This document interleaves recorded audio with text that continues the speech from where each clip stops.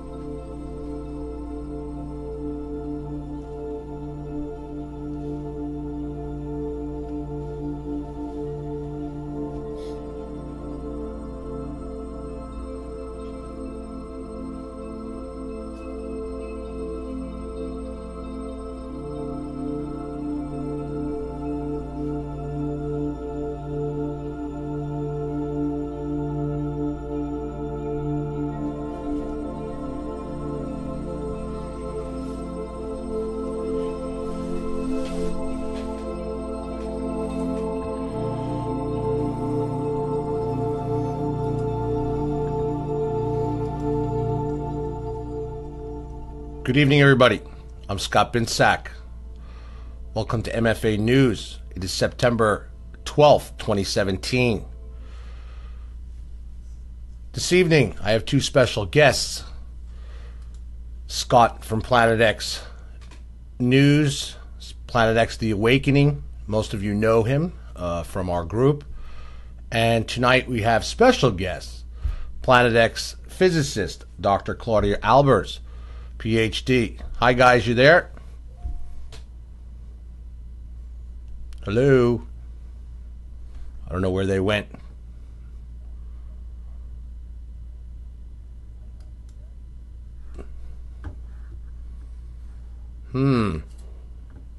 They were on here. Now they're not on here. We have to find them. We have to locate them because I'm not hearing them.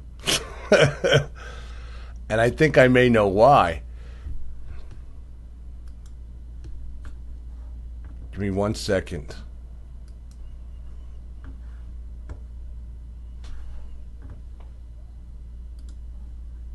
We will fix this.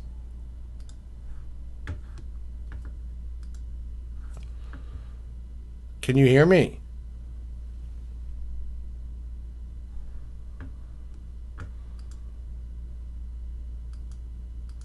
Can you guys hear me? Hello?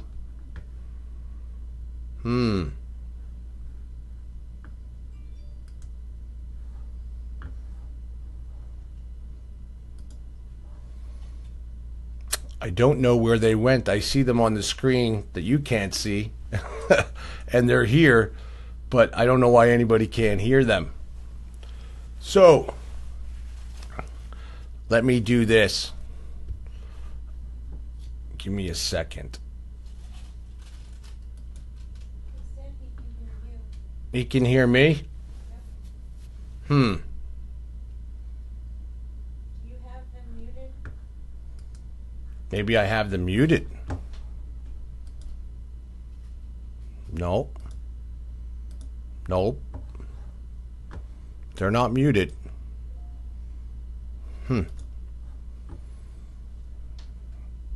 All right.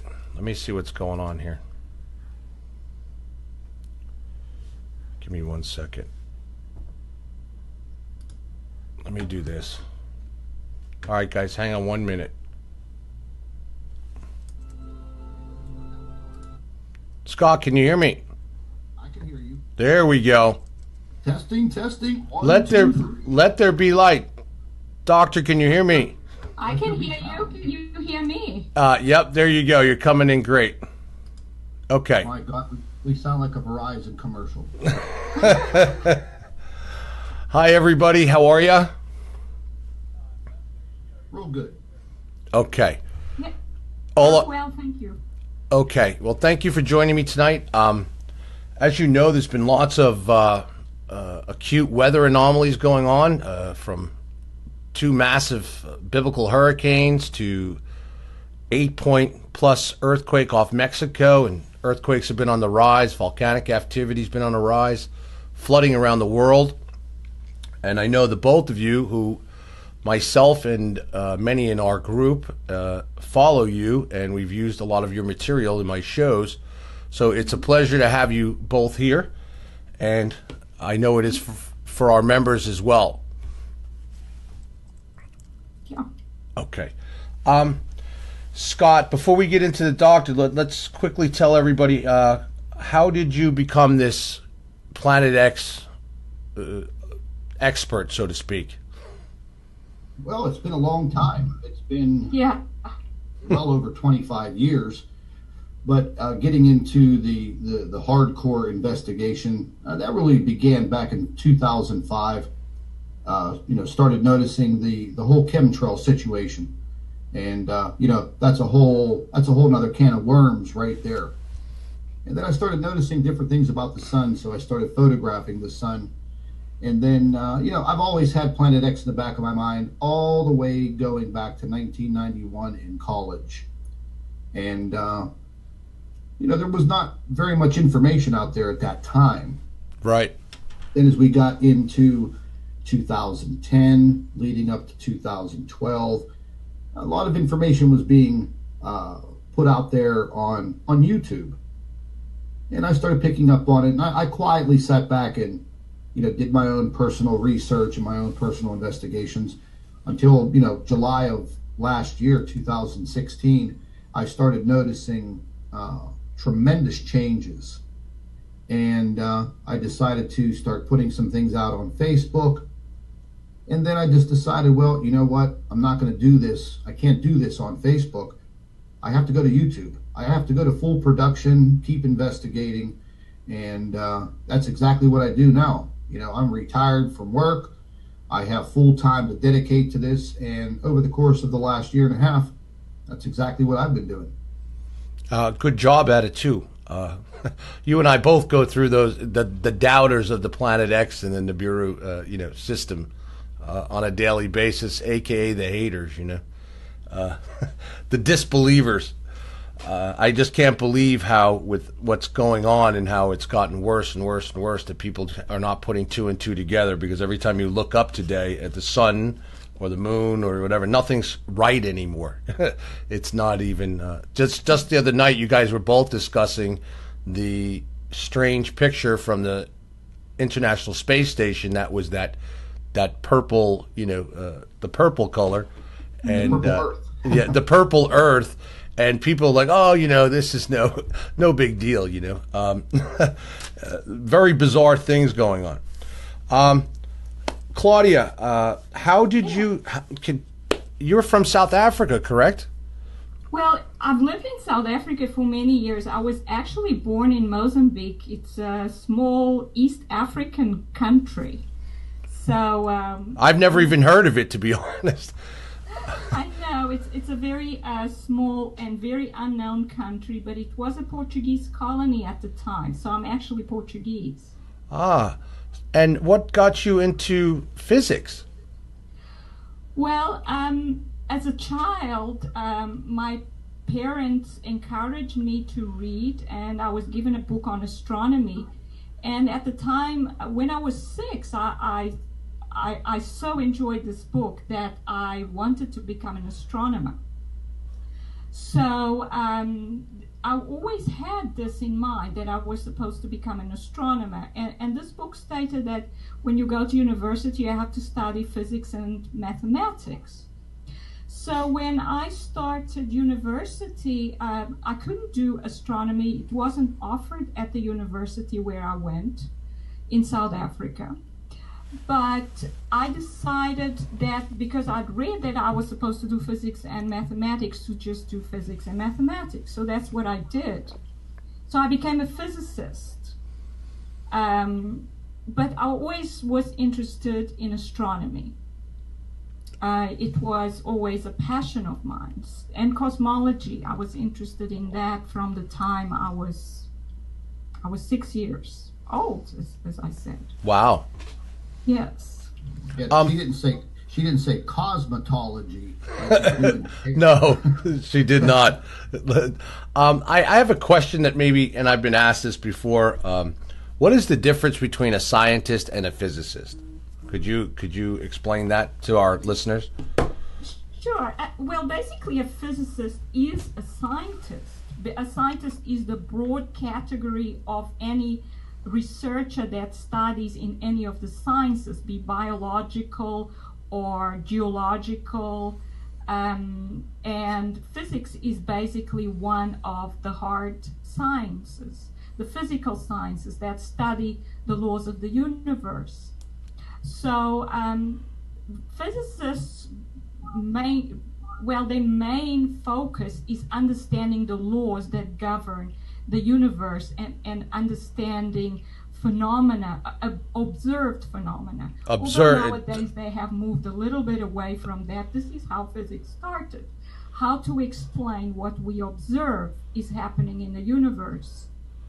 The other sciences will go into other things, like, for example, biology will look at the laws that govern animal behavior, photosynthesis, things like that. So it's basically, scientist is the broad category of anybody who studies any laws to do with anything on Earth and in the universe. Whilst physics looks specifically to the physical universe, not to living things, and perhaps that explains. So in other words, it's like the mechanics of it. That's right. I mean, physics comes from the word physical. So that's the physical universe, which is everything in the universe, but it doesn't concentrate on living organisms as such, although physics sometimes will impact that as well. It's the understanding of the actual laws that cause phenomena to happen in the universe. Great. How did you start to get involved with Planet X? Well, I never intended to actually get involved. What I did was I was walking at sunset in Johannesburg, where I lived, and I observed the sky, that it did not look normal. I saw that the clouds were very pink, very red at sunset. I started seeing that the sky looked red at the horizon, almost everywhere around me, and I knew that was not normal. And I looked up at these clouds and I thought the only way this is possible is, as the sun sets, there is another star that follows the sun and is illuminating these clouds with this red color. But in my mind, I thought, but how is that possible? How can another star be close to the sun? It's not possible. Because don't forget, I was trained as a typical physicist. To me, the idea that a star is close to the sun is not possible. But yet I just could not let go of the fact that the sky did not look normal. Sure, sure. So I started investigating what was going on. I used to look at other people and think, don't they realize the sky is not normal? Am I the only one that sees this? Sure. I mean, that's sort of what a lot of our members, I don't know, about a year ago, we started, people would share photos and stuff in our group and send them in and say, Scott, look at this. You know what I'm saying? And I just started to notice many things were off, not just like the color of the sky, but it looked like at times there was two suns, and that's how it was brought to me as an investigator reporter to look, you know what I'm saying? To look at why do we have two, and I always love science, so, and I agree with you. I say that every day. Today, I tell people every day, look up at the sky. Keep taking pictures. Like, look at if you see something abnormal and you look at the skies, and now you see these incredible bright pink sunsets that wrap all the way around almost like 360. And you see double pictures of two suns, and even the moon is not looking right at all. And we'll get into that in a minute. So from there, you just sort of fell into looking. Yes, what happened was I started looking on the internet to see if anybody else was observing these things. Now, don't forget that I was in the southern hemisphere, and yeah, I've seen a lot of, not to cut you off here before you go on, I want to say that there's been some great pictures from South Africa of this system, of these planets. I mean, you can see them pretty clear at times if you get them. Yes, I think so. I think everything was actually observed in the southern hemisphere first. Is that because of the elliptical plane of the orbit? I think so. I think most of these objects come from below the ecliptic. Mm-hmm.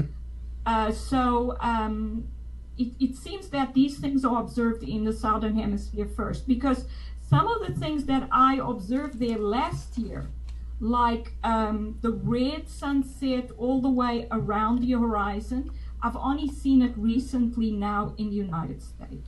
That's funny that you say that. I was in Kansas at a piece of property we're buying for one of our survival cities, and the last time I was there, and it was right after the eclipse, I stepped outside, and I went to go outside, and I'm like, oh my God, I saw the sun, the same color and the same amount of light, completely in 360 degrees if I turned around and was looking around the Earth, and it was the same, all the way around. It was like the most bizarre thing.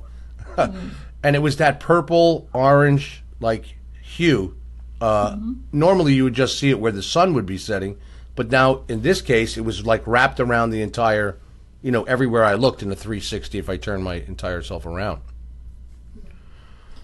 Yes, in fact, it's even more dramatic than it was in South Africa at the moment. So I think it's actually getting worse probably everywhere around the world.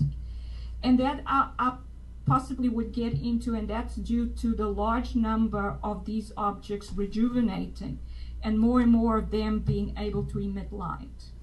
Okay. I believe that's what is actually happening. And they seem to be emitting light in this red frequency and magenta, rather than white light like the sun, which is very strange. I haven't got an answer for that yet. Let me ask you this so people could understand what you're trying to say about these other objects. And I will, while we're talking, I'm going to grab a photo soon to show on the screen. So, when you say that the sun emits a certain color light, explain what why a normal sun, we'll say our sun, would emit a white light as opposed to, say, a brown dwarf or another object. Why does that take place? Okay. So we human beings detect white light. And white light can be divided into three main frequencies, which we can describe as colors.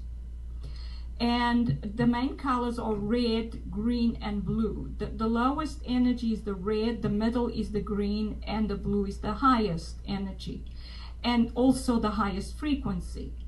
So the sun is at, its surface is at a temperature of about 6,000 Kelvin, and photons emitted due to that temperature are always in the visible light range. And the visible light, and they are emitted in all three frequencies. And when all three frequencies are emitted together, it looks like white light to our eyes. Okay. The three mix. The three mixed together, the three colors. That's right. And when you say three frequencies, explain to people. When you say frequencies, you are talking about the sun emitting energy? That's right. So frequency is associated with energy, or we can describe it in terms of wavelength. So we either go to wavelength or frequency. They mainly use wavelength with the images we get from SDO. And the wavelength for visible light varies between 400 nanometers and 700. So 400 will be the blue light, and the 700 will be the red light. So within that range, this is what a human being can detect. Because of that's because of our brain frequency, correct?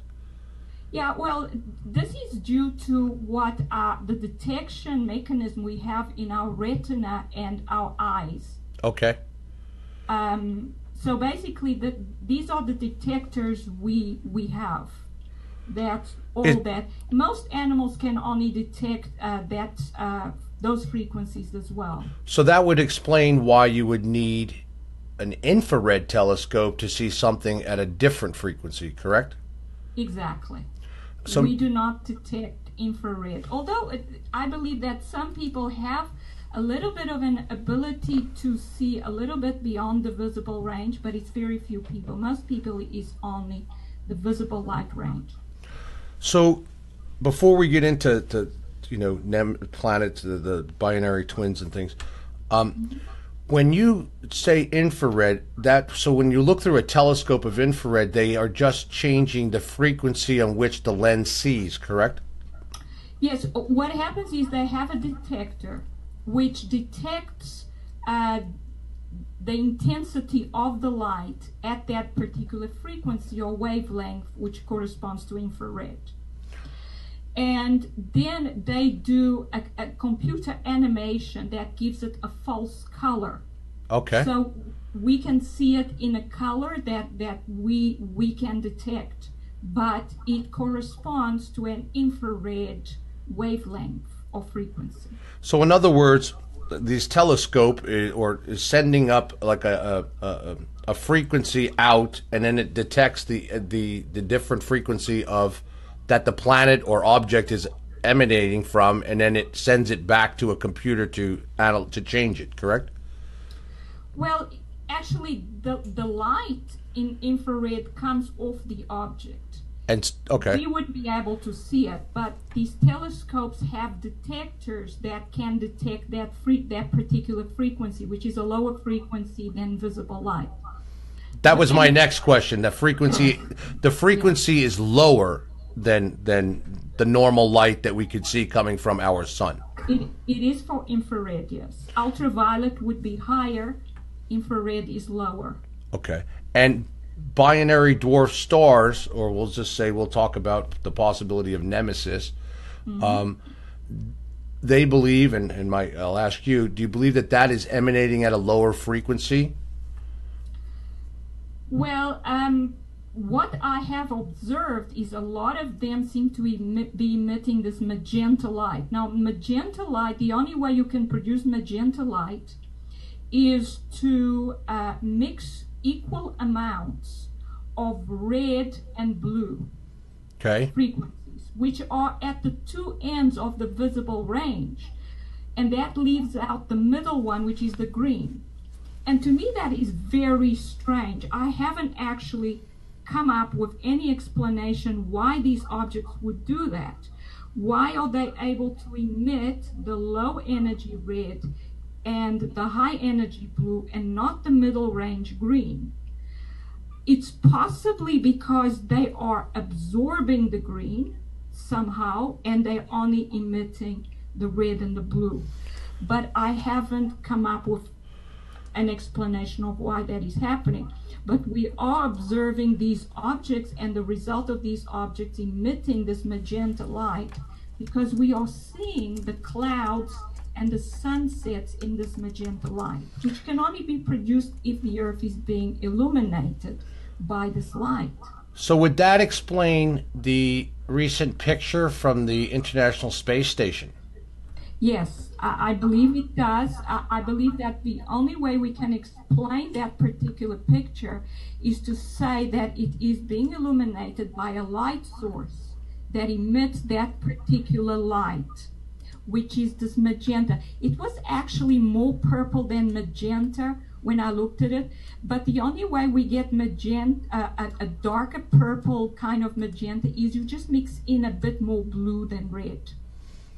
Okay. Yes, but it's the same two frequencies mixed together, the red and the blue. And here we are. Yes. Okay, so now I'm sure this before we get into showing some recent great photos that Scott captured and then one of my members captured as well on the same particular time frame and how close you have been observing, you and Scott have been observing and from the NASA and other space cameras these objects passing through the corona of the sun. Is that correct? That's correct. And Scott is particularly good at capturing these objects for some reason.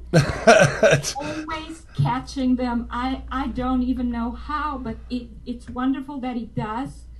And I like the fact that he always wants to understand why, and this is why we probably work so well together, because so do I. Right. And well, he caught some phenomenal proof the other night, and we happened to be doing a show at that time, and he sent them to me, and I was just like, wow. And we started to analyze them a little more, and then one of our members had sent in a photo that he took, and it matched with the I'm getting it now so I can show everybody, but that you could really, there is no ifs, ands, or buts about this pictures. I mean, they are just phenomenal. Yes. And I was just shocked as to how, I mean, clear as day. Maybe we can talk about what is a binary twin star. What is a binary twin? Well, first of all, a binary twin is made is two stars in one system that basically orbit the center of mass of the system. And they don't actually orbit each other. The center of mass of the system is basically the mass of the two stars multiplied by their positions with relation to some point divided by the total mass of the system. So it's usually a point somewhere between where the stars are. Okay.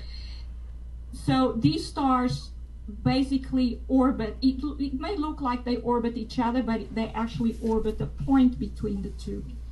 And it's actually that 80% of all stellar systems we have in the universe seem to be binary. So most star systems are binary, which in a way is strange. It cannot be explained through the gravitational interaction, because it would lead to having a cloud of gas collapsing to 2 points at the same time. And that cannot be easily explained in terms of gravity, because gravity is supposed to cause a collapse to one single point. So I have been thinking about that for a long time. Yeah, and that's why I want to get into a couple of deep questions here. People may not understand, and that's why I want to make it a little easier for them to understand. I do, but for them to understand. When you say for 2 points to work with gravity, to collapse against with gravity, what you're saying is that how do I want to put? I'm trying to think of a simple way to explain that. Well, if you have a piece of Play-Doh in your hand. Okay. And if you stretch it out, and if you stretch it out and then you let go, it will collapse towards a point in the center. Okay, right. You stretch it out and then it but elastic band. Even like a rubber band. Yes, a rubber band. It's stretched out. So planetary and star formation, according to accepted theory, starts out with a cloud of gas. And then gravity attracts matter, that's right, to each other. So all the points on this cloud should start being attracted to the center of that cloud. It's actually the center of mass of the cloud. Like a sun in the center, like our sun, so to speak. That's right. Okay. So they would start collapsing towards the center. So basically the cloud would contract.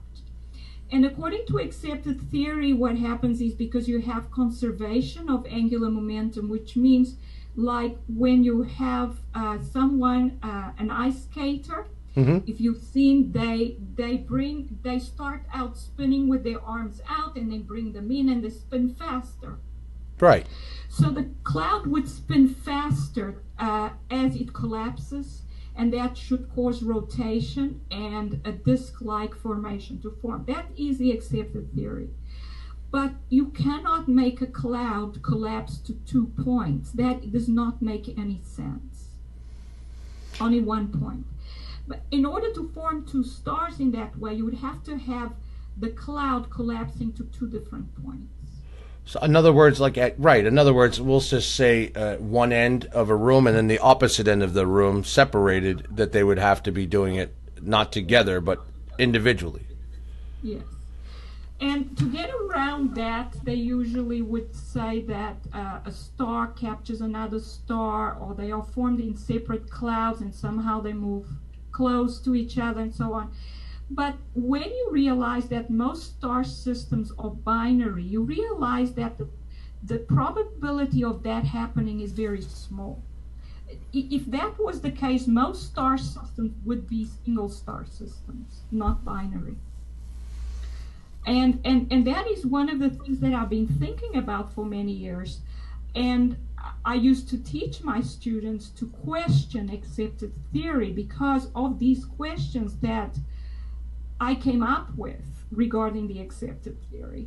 I believe, and I'm sure you may concur with this, is that what we have been teaching and what we know, or what I should say, they have been allowed to teach to the public, in classrooms is really just the tip of the iceberg, obviously, to how our galaxy works and our solar system and planets, are formed. We're very young in our intelligence and knowledge as far as that goes.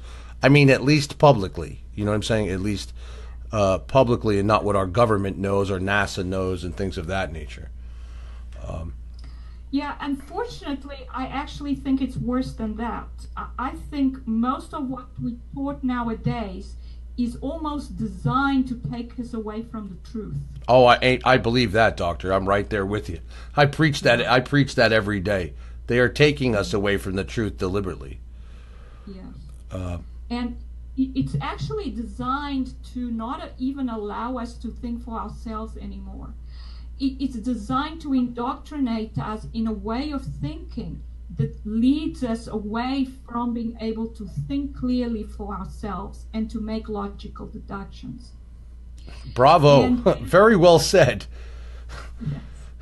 It's to dumb. Well, it's in layman's terms, it's dumbing the masses down, so to speak. That's right. That is correct. Let's not forget to stick that predictive programming in there.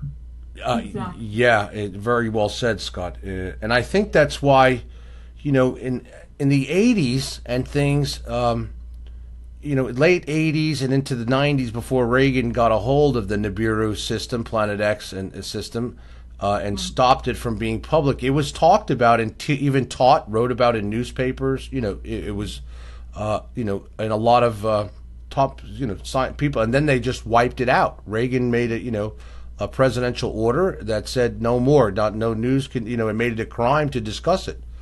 That's right.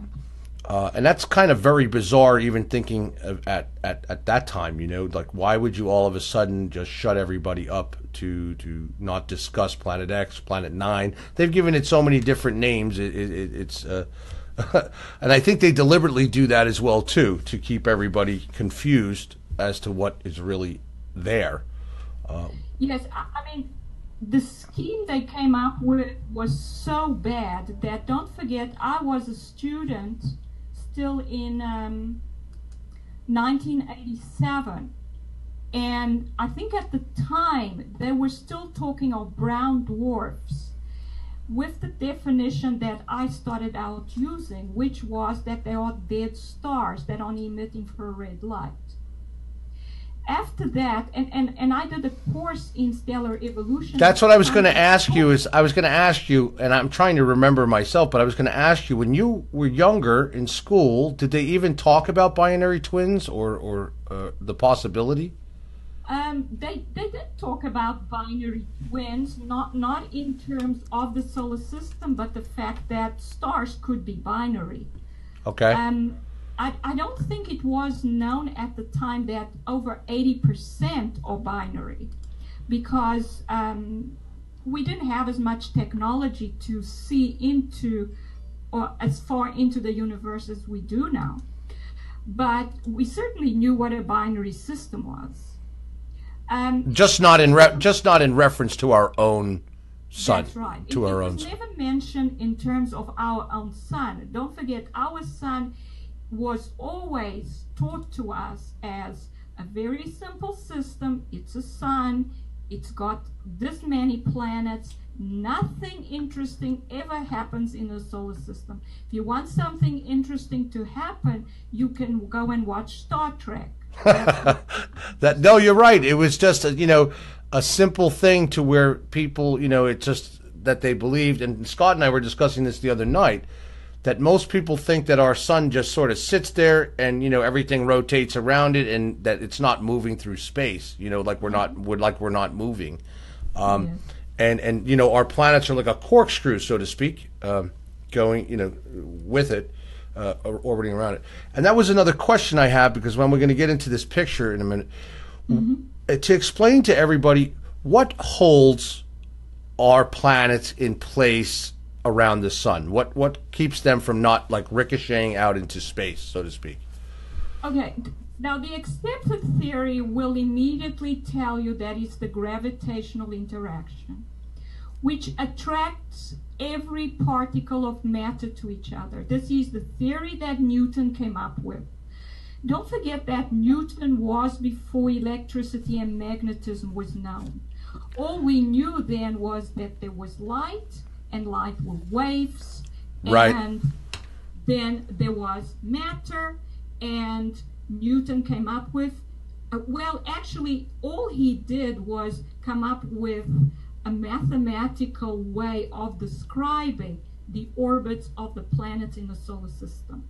So that at that time, obviously with Newton and things, there was nothing known as a magnetic portal or connection between objects, and specifically the sun. That's right. There was nothing known about electricity and magnetism. That only came later, that Maxwell came up with those ideas. So it wasn't known at the time. The electric fields were not known. What Newton did was he went a little bit further than Kepler. And Kepler, all he did was he used mathematics to describe the motion of the planets in the solar system. Mm-hmm. And he came up with 3 laws, which we can still use. And I must say they are very useful for calculating orbits. And then Newton went a little bit further with these gravitational theory, but the gravitational theory does not explain what gravity is. That's my right, exactly. That's what I'm trying to get to. Yes. So all he said was he explained it in terms of mass. All objects have mass, and all objects attract each other with a certain force, which is given by, or the strength of the interaction is given by a constant, basically, which is the gravitational constant, and it's a very small number. And later on, when we came up with the electrostatic force, it also has a structure that is very similar. They both change as 1 over the distance squared. So does the magnetic force. So in a way, when you look at that, you realize that you could get the gravitational attraction from either the magnetic or the electric force. Meaning the main source itself, because it changes by the same amount, that is with 1 over the distance squared. So as the distance increases, the strength of the force decreases by 1 over the distance squared. And that it's the same for the gravitational, it's the same for the electric, it's the same for the magnetic. Okay. So immediately we could have thought, okay, now the gravitation, we don't understand how it works. We have a mathematical equation that describes the strength, but we don't know what would cause matter to interact with matter. I mean, nowadays they will talk about the interacting particle, which is a graviton, but no one has found that particle. And they also have been talking lots about dark matter. Yes, I could get into that, but dark matter has been like a fudge factor, because what we are observing in the universe and the velocities that we are observing galaxies rotate at cannot be explained in terms of the matter that we see there. In other words, galaxies with the matter that we see would, first of all, should collapse. Right, exactly. That's why if you think about it logically, you would say the way it is explained as they want us to believe, they would actually sort of fold in on each other, wouldn't they? Yeah, in other words, they are spinning way too fast for the matter that is there. It is not enough a gravitational force to hold them together. So then what they do is they put a black hole at the center, and then they say, oh, but the universe is not doing what it's supposed to do. And that we could go into the Big Bang model, because the universe seems to, if you just look at redshift, seems to actually be accelerating its expansion, which cannot be explained unless you go into dark energy and dark matter. But don't forget, there is absolutely no evidence for the existence of black holes, neutron stars, black matter, or black energy. These are all what I call fairy tales that are inputted into the accepted theories to save them from being falsified. Well said. I agree with that. In other words, they don't want to say, okay, there's something wrong with our theory because our observations show there's something wrong. Let's go back and start again. They don't want to do that. So they come up with ideas that can never be observed and verified through observation, because no one is actually going to go up to a black hole and sucked in. Exactly. I was going to say, whatever they present, it's up to us as human beings and our own minds to say, well, okay, is that correct or not correct? You know, there's nobody going, as you're saying, traveling up there with a camera and saying, hey, look, I'm in this black hole. This is really what's going on, you know? So this is what's been going on with science for 50, 60, 70 years. They just want you to accept whatever they say. It's in the books. Yeah. They don't want to change anything. The only thing they've changed so far is just Pluto. Right. That's it. And Pluto really falls into line with what we're talking about when when you think about Pluto and where it is, and having to do with, another system out there disturbing our solar system. I mean, it's in our system, but on a different plane, in other words. Sitchin and them, have talked about this planet for a very long time. And okay, last night I was doing a show and going over this photo. Let me get on perfectly in on it for everybody that Scott captured here. And I find this to be just completely just like, wow. This is, I mean, I think it's conclusive evidence here to see that our sun just almost took its arms and just wrapped it, like just reacted to this round, this large object by the sun. And you could just see it, plasma right around, it just thump, it like grabbed a hold of it. And I know you had done some previous videos showing a planetary object just passing through the corona, like just, this I think is, I wanted to get your thoughts before I wanted to then ask you something and show you a previous photo that was captured from 2014, and then this, and give you a theory I have. Okay. All right. So I have been writing and observing that there are objects close to the sun for many months now. Yes. So this started last year. I could see there were objects close to the sun that were having plasma ejections. So I started looking at them in the stereo A images. And I could see these objects were having plasma ejections. And the moment I see a plasma ejection, I realize this cannot be a planet. This has to be a star. Only stars can have these kinds of ejections. Why is that, Doctor? Why is it that... A planet doesn't have hot churning plasma. Okay. So it can never produce a plasma ejection that emits light. It would basically, well, that's why we have our magnetosphere, correct? So that we're not burned to a crisp. Exactly. So we are a planet. I mean, inside the Earth, it's quite hot inside the Earth in the interior. But on the surface, where we have the biosphere, where living organisms live, it's cool. It's exactly the right temperature for life. And our magnetosphere protects that, our atmosphere protects the living organisms living inside that biosphere.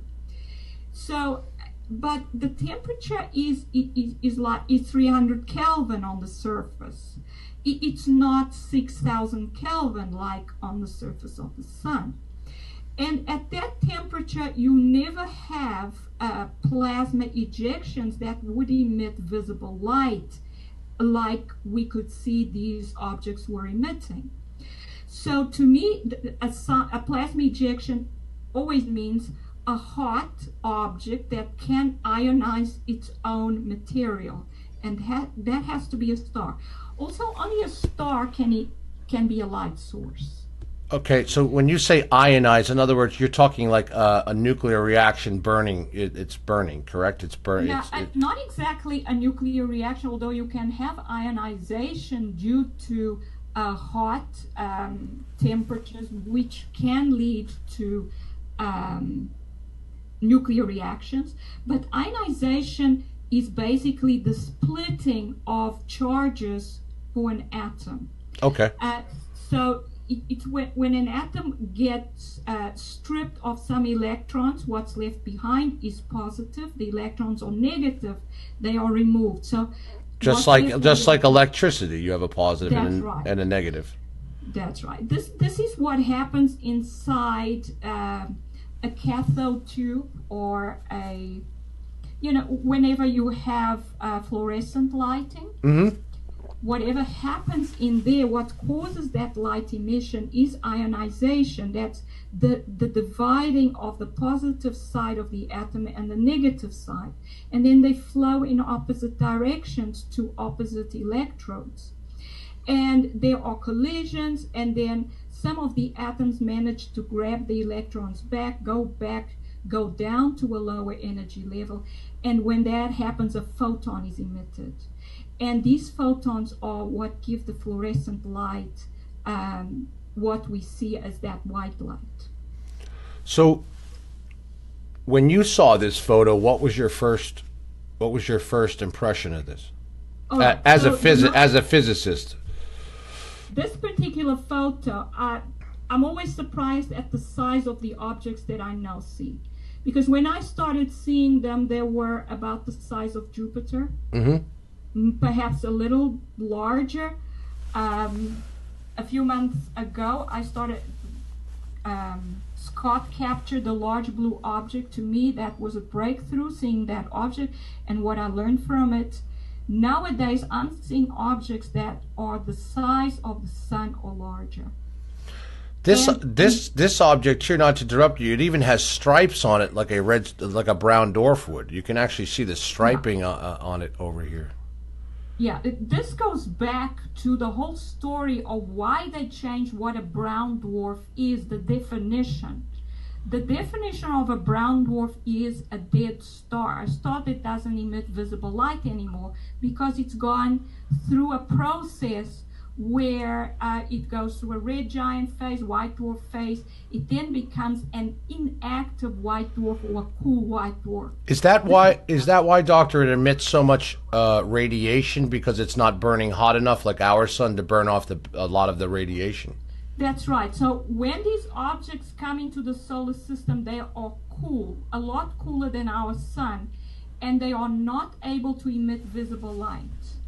They are not actually able to ionize their material to the point that it operates like a star anymore.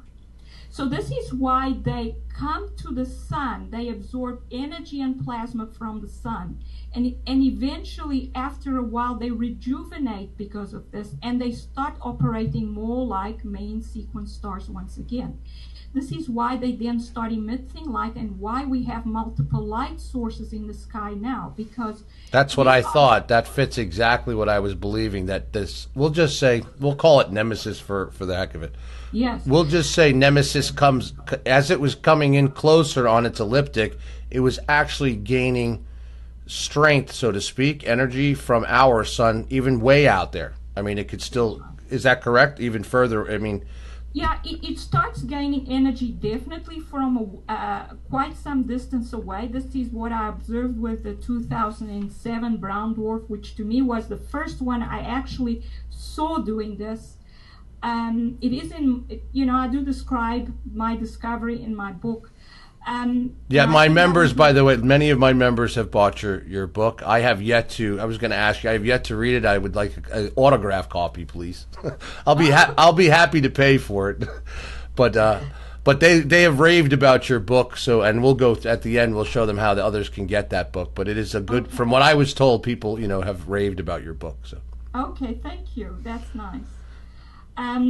Yes. So. These objects, when they come in, as I said, they absorb energy from some distance away from the sun, but they are a lot weaker than when they were white dwarfs. White dwarfs will go right up to a main sequence star, not actually have to get into that star's corona, and they make a magnetic connection, start absorbing plasma. These objects seem to only be able to do that when they are actually inside the sun's corona. Why do you think that is?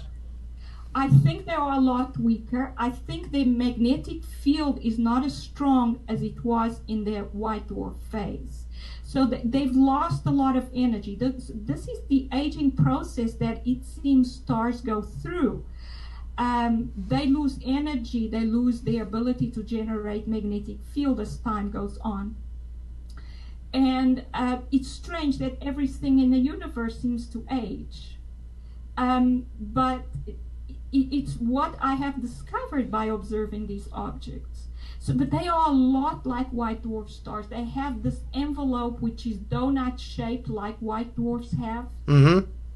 And this envelope is the ionizing material. All stars have a sort of envelope. With the sun, it's still spherical.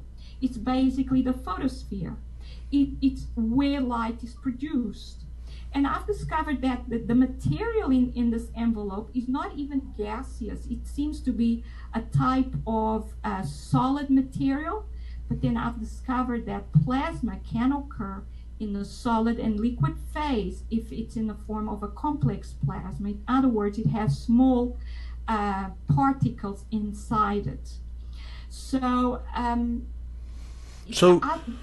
yes. Okay, so so hypothetically, we could simply say, not even hypothetically, we could really say that this planetary or any type of system like this that may be on a different orbiting plane, it's like a mini solar system, so to speak, and it comes in, and as it comes in, could it be said that it gets re-energized from our sun and then spits back out? That's correct. They do get re-energized, and it seems that after they are re-energized, they do not stay in the sun's corona. They move a little bit outwards, but not far. I have not actually seen any evidence that these objects ever leave basically the nucleus of the solar system. And when you say the nucleus, you're talking about like anything connected to our sun.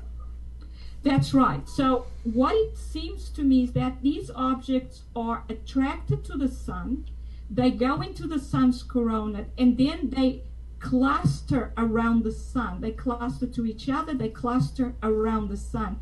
And they have entered into, it's like an atom. You know, in an atom you have the nucleus and you have the electrons. Right. Inside the nucleus you have protons and neutrons. In an hydrogen atom you only have one proton. But as you go up in the mass of the in elements, in the atomic number, you get more and more particles inside the nucleus. And I have in my mind sort of started thinking that these planetary systems are a lot like atoms. And what we have in the middle is stars, which are positively charged like protons. Right. And then the electrons are negatively charged, and these are the planets. And we can't go that up. makes sense to me, and that's why you have the magnetic portals to the planet from the object, the sun, the star. Right. So even though it's always been explained that the planets are attracted to the sun, and that's why they orbit the sun. I don't believe that. That's right. I don't believe that anymore. After observing these objects come right up to the sun, but they sometimes, I have seen evidence that sometimes there is a collision, but they do not actually behave as if it's the gravity that's attracting them to each other. They connect to each other through clearly a magnetic connection. And I think, not to interrupt you, but I think that's what keeps. Okay, I'll put it to you this way. I believe we'll say the star, the sun, the center, the star is the energizing field, and then it has magnetic portals connecting to the planets, and thus that's what's keeping it spinning, so to speak, and keeping that whole thing working. Yes, I believe that is what is happening. It's all about a magnetic force that's keeping everything attached to each other. So the planets in the solar system are magnetically attached. Exactly. To the sun. Exactly. So then if our sun, we'll say the source, were to die down, then what would happen to the planets? They would probably not, they would be in an erratical type orbit, right? Yes, if the magnetic force decreases, it's possible that the planets would move further out from the sun. And then stop right there, because that makes that then comes to my next question. As you said, as it becomes weaker, it would extend further out. Could that explain Nemesis's further 3,700-year rotation on that elliptical plane being so far? Nemesis, I am not actually sure where Nemesis is at the moment. We do have evidence that it seems to be coming in because of what we were told in 1983 regarding the star that had been discovered at 538 AU. Mm-hmm. It was a dead star, we were told. it seemed to be coming in. We were told that it was coming in. They then shut up every information about all information about it. It seemed to be coming from Orion. That was the from Orion's, from the area of Orion in the galaxy, correct? Yes. So what do you think? What do you think? This is obviously in this picture, I think, to me, is a brown dwarf with some other. It looks like a planet and a moon around it or near it. It looks like three. Everything we see there are stars. They are old stars. They cannot be planets. Any planets that go this close to the sun would be destroyed completely, basically absorbed into the sun's corona. Okay, so you think this is a cluster of brown dwarfs? Yes. I think the only possibility is a cluster of these objects. They seem to come in various sizes, from the size of the Earth to several times the size of the sun. But that would make sense, because don't forget, we have stars of very many different sizes. We have stars that are 1,000 times larger than our sun, and I mean main sequence stars. These are not red giants. So you're talking about what when you say excuse me, when you say a main sequence, so my people understand that when you say main sequence stars, that's like our sun, correct?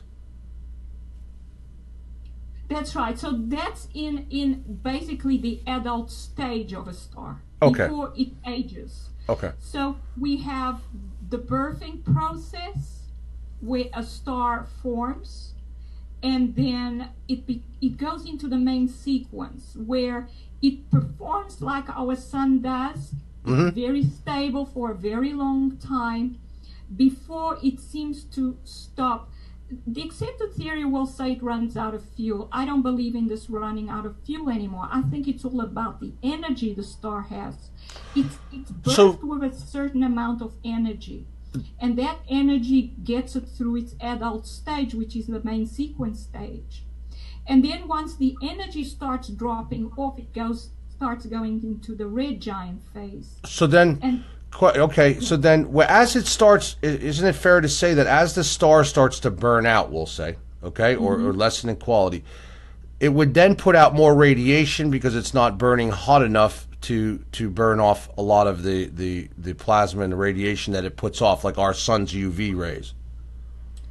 Yes. What happens to, I believe, the star now, and now I always see a play of electric and the magnetic field. The magnetic field is always what confines the star. The magnetic field always acts like what we would expect the gravitational field to act as. Like a shield? Words, like a shield? Yeah. Well, it basically, it's like an elastic band holding it together. Okay. Pulling it inwards towards itself, whilst the electric field would cause acceleration of particles outwards. So when a star starts losing energy, its magnetic field starts decreasing, and what happens is it's not able to hold on to its plasma as well. That was my next question. Would that also then account for a star's plasma ejections and that type of coronal hole, something like that? Yeah, the coronal holes that we have on the sun are due to the sun's magnetic field being pulled outwards by these objects that seem to have higher magnetic fields than our sun. So let's explain that, because that goes in with the whole Planet X theory and things of that nature. Yes, it does. So what you're saying is that there's something else out there pulling on our sun. Yes, a lot of what happens on the sun is due to something outside it. For example, even the 11-year cycle that it goes through cannot be explained by anything that happens in the sun. Astrophysicists have been trying to explain this 11-year cycle. I was just going to ask you, who came up with this 11-year cycle? Where did this come from? Well, the 11-year cycle is an observed cycle that the sun goes through. It's the sunspot cycle, where the number of sunspots goes up and the activity goes up. It it reaches a maximum, and then it decreases and reaches a minimum, and that takes about 11 years. Okay.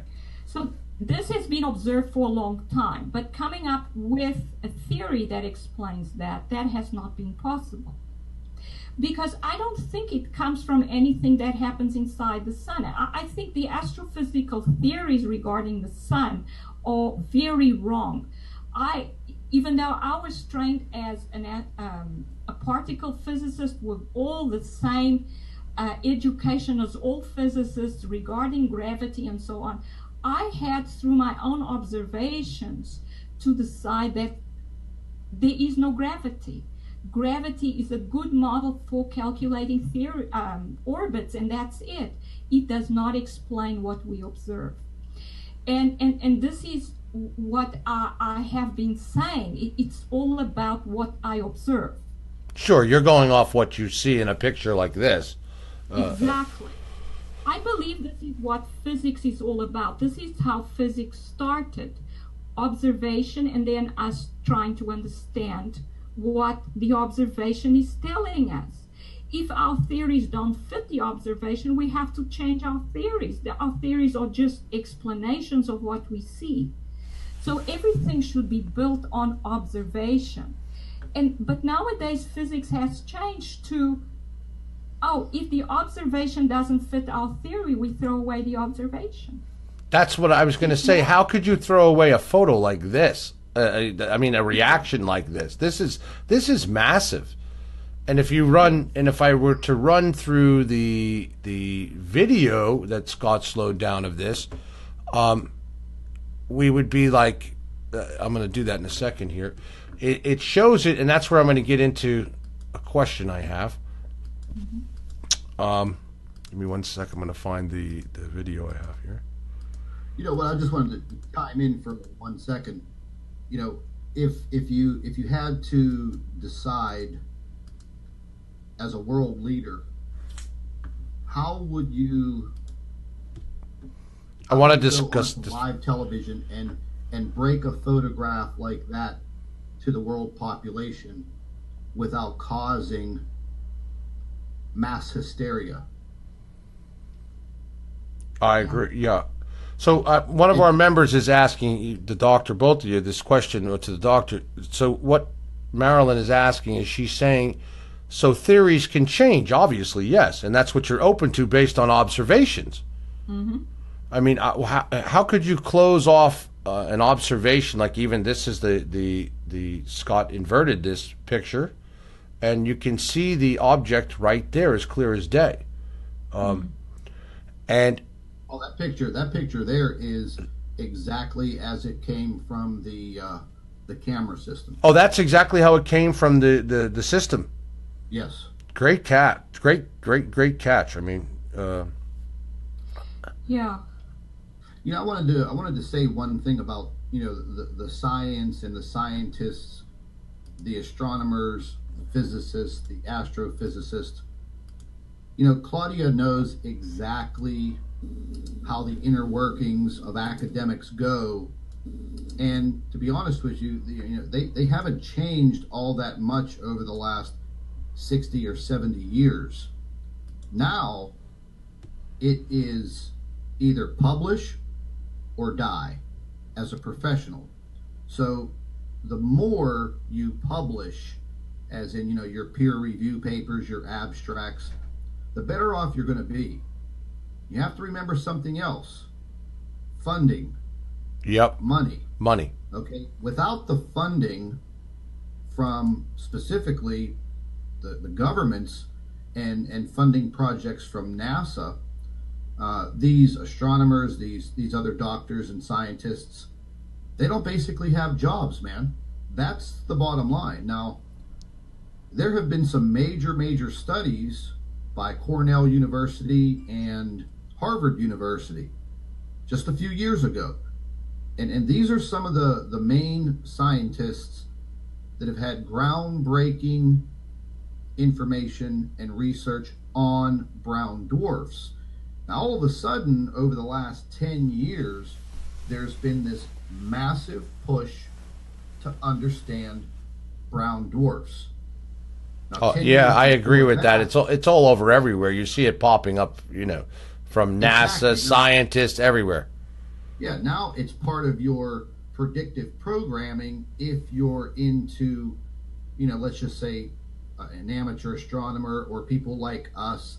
So they're going to start feeding it slowly and slowly. And I mean, you can see this predictive programming all the way into movies coming out of Hollywood over the past 15 years. Sure. It's kind of funny they have Geostorm coming out in October. Exactly. Exactly. And the doctor will tell you with these professors and these other doctors of sciences, they're not going to get out there and push the envelope and commit professional suicide, because that's exactly what happens. People are asking, do the powers that be want to squelch the truth? Of course they do. Of course they do. It's definitely squelching the truth. It's definitely.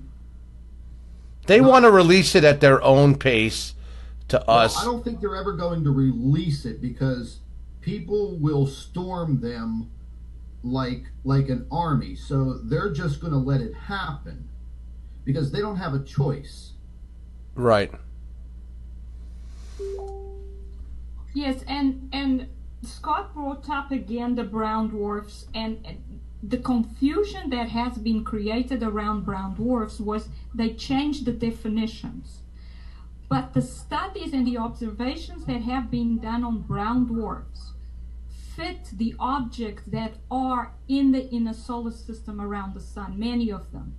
They have jet ejections, they seem to cluster together. Some things don't fit, like some definitions that will always say that it's around the same size as Jupiter. The densities are way off compared with the objects. But the fact that they have stripes, and the fact that these objects, like the blue-brown dwarf, seem to have stripes as well. But they're not gaseous. The objects we have are definitely solid. The stripes the blue object had was due to solid material clinging to its surface, and it had a stripe formation. And I believe that's to do with the fact that it goes with the symmetry of the magnetic field. The magnetic field is always toroidal in symmetry. Oh, I see what you're saying. I see what you're saying. The way the magnetic field is rotating, so to speak, or traveling, is the way you're okay. That's why you're getting those stripes, so to speak. I believe that everything in the universe. Weather patterns also. I mean, they've just discovered. Well, not too recently. Yeah, not too recently. There was several articles that have come out talking about the weather systems on brown dwarf stars. And that was very critical, because you could compare Jupiter pretty close to a brown dwarf star, and some people don't understand that the stripes that you see around Jupiter are weather patterns. So this pretty much goes hand in hand. And getting back to what the doctor was talking about, clustering, a few years ago, these astronomers and physicists from Harvard were given some money, funding, and they did some of those the WISE observatories, the WISE surveys, and that's where they take these large, panoramic photographs of space, deep space. And right outside of our solar system, they actually located a cluster of 6 brown dwarf stars. And as they were in the cluster, they really couldn't tell too much about them. Then 6 months later, they looked at some new plates, and they saw that the 6 brown dwarf stars, the cluster, they've now moved apart, and they clearly had other bodies orbiting around them. So, that's also another big factor. Me and the doctor have talked about this numerous times, and we're definitely in agreement.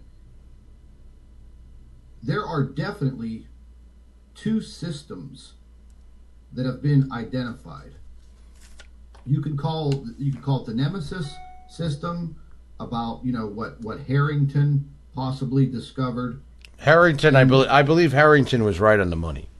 Yeah, and then there was what the United States government and NASA was looking for in the late 70s, but in a different part of space.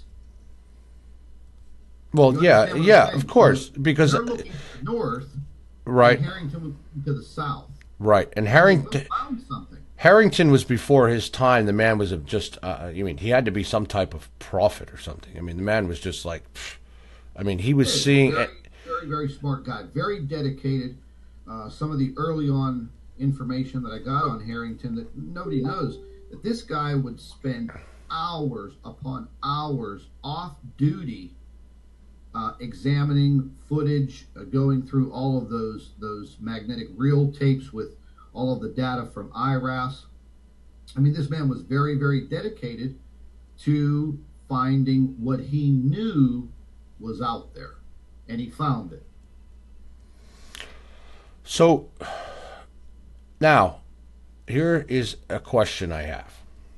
And now we're going to get in. I'm going to pick the doctor's brain here. Okay. I have a theory.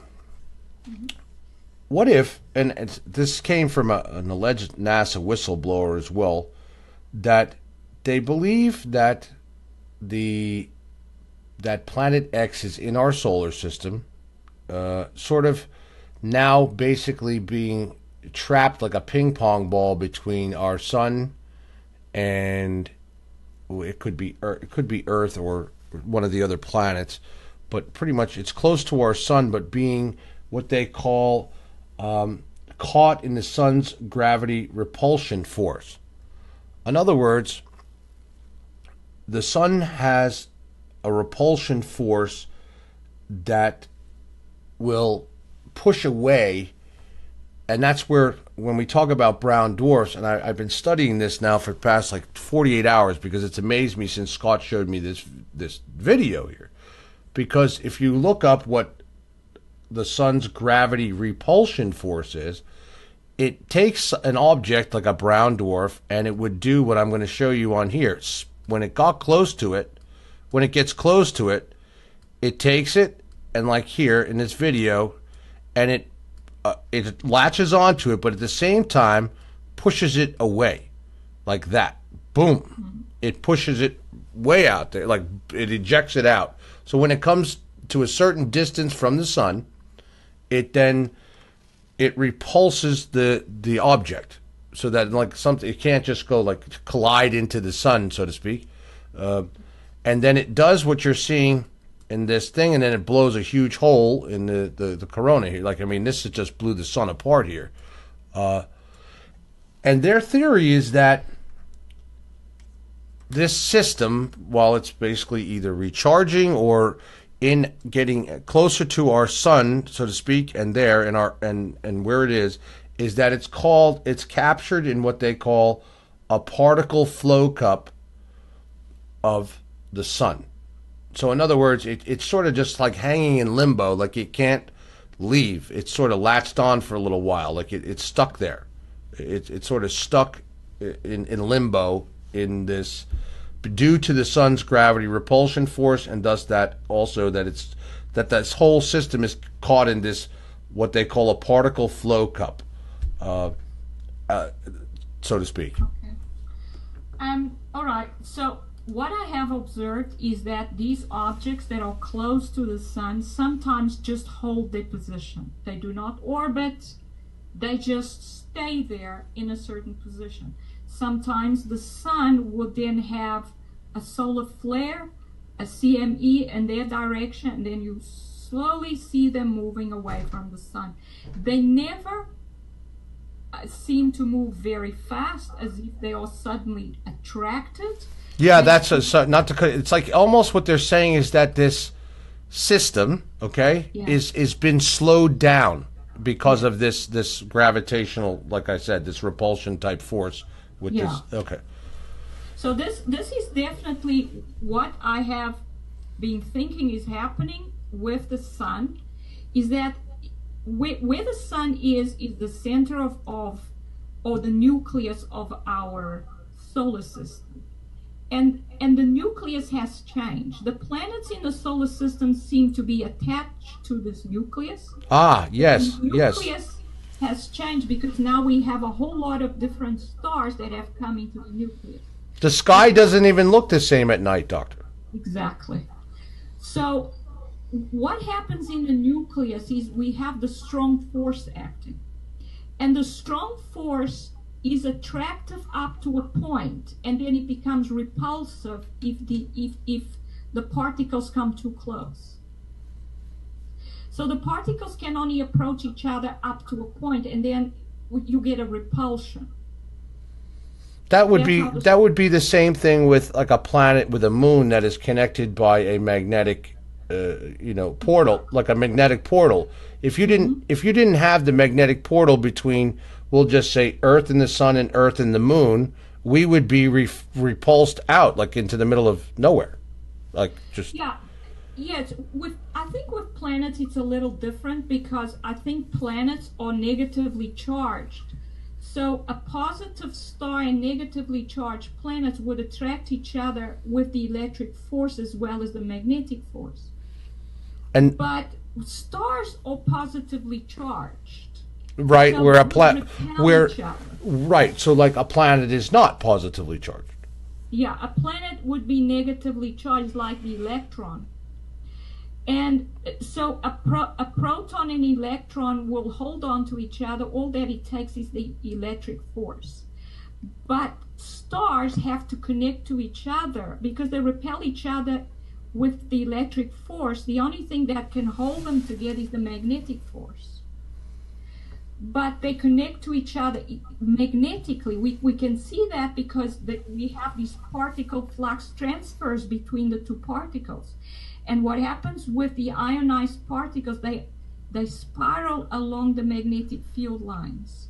And then we see the plasma flow from one star to the other. And I have observed those between these objects many times. So I know that the connection is magnetic. And what holds them together is there's these magnetic portals that you speak of. Now, when you talk about the Nemesis system or this system that has come into the solar system, we have to remember one thing. This other star has always been part of the solar system.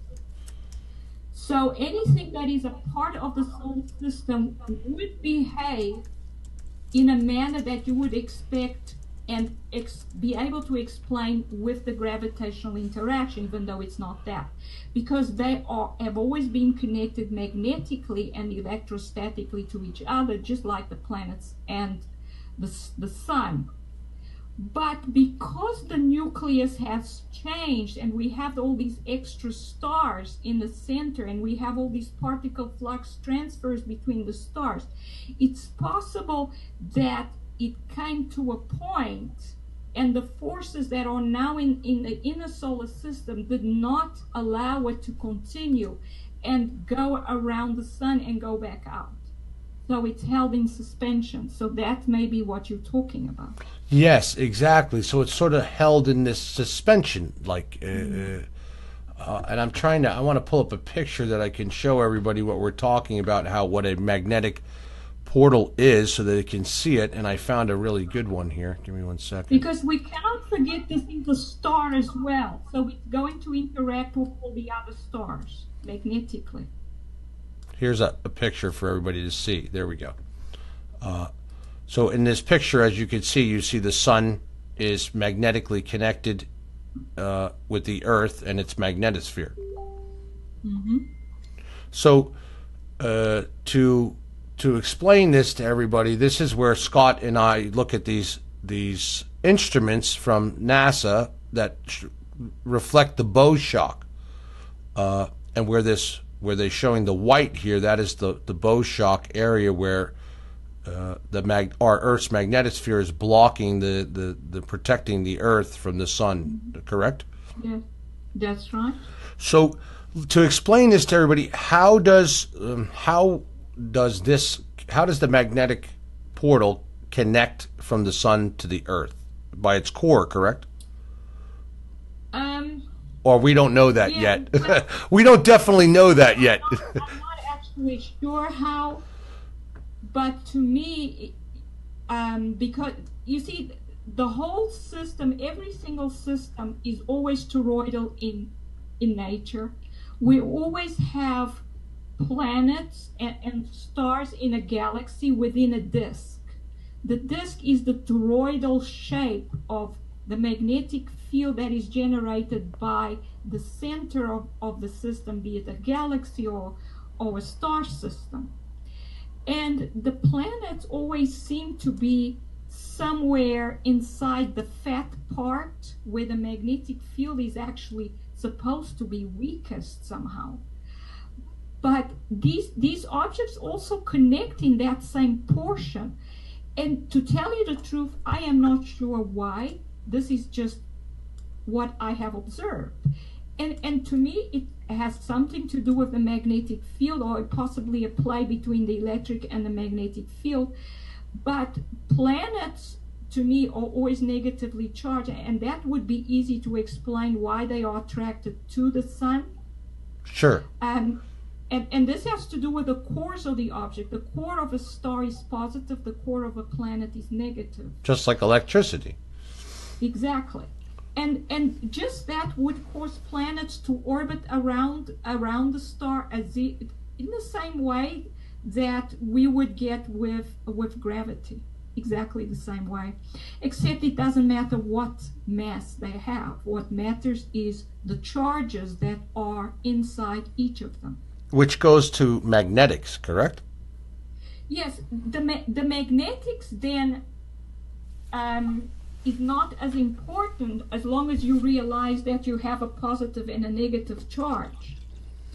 But the magnetic fields must somehow play a part. I'm just not sure how it plays a part, but it's obvious that the magnetic force is the main interaction between stars. That makes sense, and I believe each one of our planets is somehow like this connected to the sun, like just. Yes, definitely the planets are connected to the sun, but what we have seen recently is the sun actually shaking, or I call it jolting. Yes, I've seen that myself. Yeah, I've seen that. Yeah, so that shows us that the planets, at least the Earth, from where we are doing these observations, is no longer just completely attached to the sun. If the Earth was just attached to the sun, whatever the sun does, the Earth would do at the same time. But that's not happening anymore. That shows that what has happened in the solar system and the intrusion of these other stars has changed how our planet is connected to the nucleus of the solar system. Amen. That's what I think. That if the sun, we can observe it. Right, and I believe the Earth is in a wobble. Definitely, the Earth is in a wobble. We can see that because the change in the weather patterns, the temperatures, and now we see these tidal surges starting to happen. And we see the sun come up in different positions. It's never been seen coming up in. The moon does not seem to be in the right place often. Yes, that the Earth is definitely wobbling.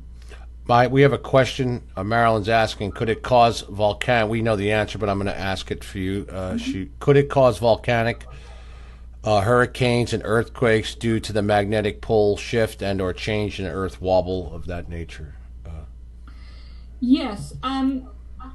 The volcanic eruptions and the earthquakes, I believe, are more to do with our connection to the sun and the magnetic fields that these objects are producing. And that is causing our ionosphere to be charged up. Right. That causes currents. The currents, and that induces other currents inside the Earth. And I've recently written an article where I discovered that earthquakes and volcanic eruptions are always related to earthquakes. Just so you know, today they just broke we had the Mexico 8-point plus, which I think, and Scott and I concur that it's probably about a 9. They just had one of its main volcanoes start to erupt within past 24 hours in Mexico. So, I mean, that could actually be a good thing for them. Yes, I was just going to say that, Scott, and I'll bring you in on that. I mean, to explain that, that could be a good thing because that could be relieving pressure on the plates, through that volcanic eruption. Yes. Going back to January, February, and March, I started noticing a lot of seismic activity that was brewing in the southern, southwestern tip of Mexico. The majority of it, all of it, is coming from the Pacific, all the way over near Fiji.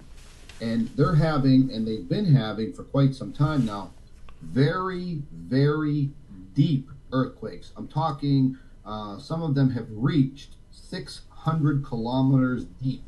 Wow. On average, that's deep. That's deep. 400 to 500. That's deep. 600. That's very deep.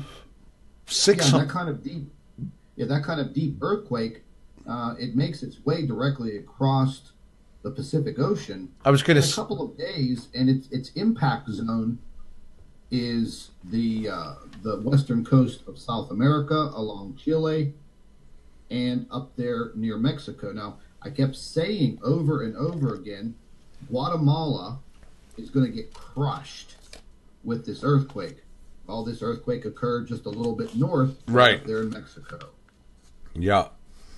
I believe that I'm in the next soon, within maybe a week, even less, or maybe a little bit, but I believe in 7 to 10 days, I think you're going to see something in Japan that's going to be up in the high Richter scale.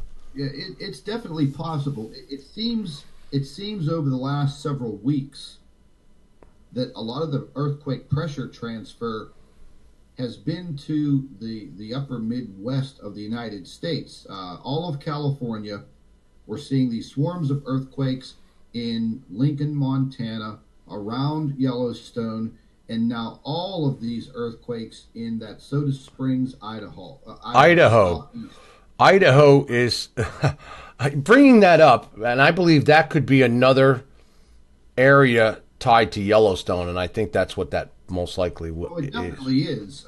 Like we talked the other day, we spoke, and a few years back, these seismology scientists they found through that I think like the ground sonar systems that they use, they found another magma chamber under Yellowstone, which is now 4 times the size, and it's projected from Yellowstone downward near this area of Idaho. That's what's been bothering me, because the earthquakes are very, very shallow that are occurring in Idaho. And that only tells me one thing, and that is the ground is literally fluctuating, like breathing, in and out, in and out.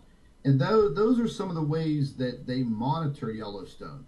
They actually monitor ground surface movement. And if anything happens in that region of the world, we're in a lot of trouble. I have a question, Doctor. Could you explain, because I get lots of questions all the time, and I've explained it to them, but coming from physicists, it may come out better. We've been having all of these great solar eruptions, like you see in this picture here. When that happens, and I try to explain to people, like the sun sends out this, big burst, and if it's facing Earth at the time, it's sort of like being thrown at Earth, and then it just like gets, Can you explain that process of what's really happening, the physics behind that, and how it affects the Earth? Yes, well, it seems to be all about the sun's magnetic field. For some reason, the sun produces these sunspots.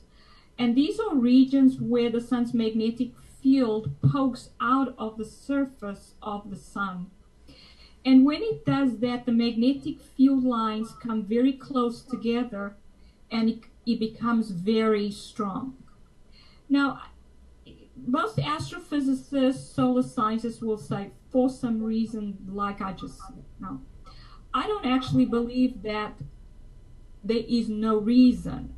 There has to be a reason. Usually, the reason is outside the sun. It's either due to the sun's connection to the galaxy or the sun's connection to another star that causes this to Right, happen. like the Planet X system. Exactly. So, yeah, go ahead. I wanted to explain, when it does do that, how does it like harm the Earth? Is what the. All right. So what happens is when we have this magnetic connection, and there are two explanations. The accepted theory will just say it's a magnetic reconnection. Then there is an explosion of radiation, which is X-ray and gamma rays. And there is a huge acceleration of particles at the same time they get emitted out into space. And eventually, well, the radiation takes 8 minutes to impact our atmosphere because it travels at the speed of light. The cosmic radiation, which are these high energy, very fast moving particles, take a little longer, perhaps 30 minutes, and they start impacting our atmosphere. Both the radiation and the particles impact our the higher part of our atmosphere and start stripping electrons off the atoms in the atmosphere. So they become ionized. And when these particles are ionized, they start moving, and ionized particles that move create currents. And these currents, according to the law in electromagnetism called Faraday's law, always induces other currents in space, in somewhere in space, wherever it is possible to get currents. And where it's possible to get currents would be on the surface of the Earth and inside the Earth, even in the Earth's atmosphere, that would affect whatever happens on the planet. So we have, of course, electrical circuits because we have power grids, and therefore we would get induced currents in these circuits almost immediately. And that would lead to power surges, possibly transformers blowing up, and therefore power grid failure. It also impacts communications. It impacts any electrical circuit, impacts radio communications. It creates noise so that the radio signals cannot be heard.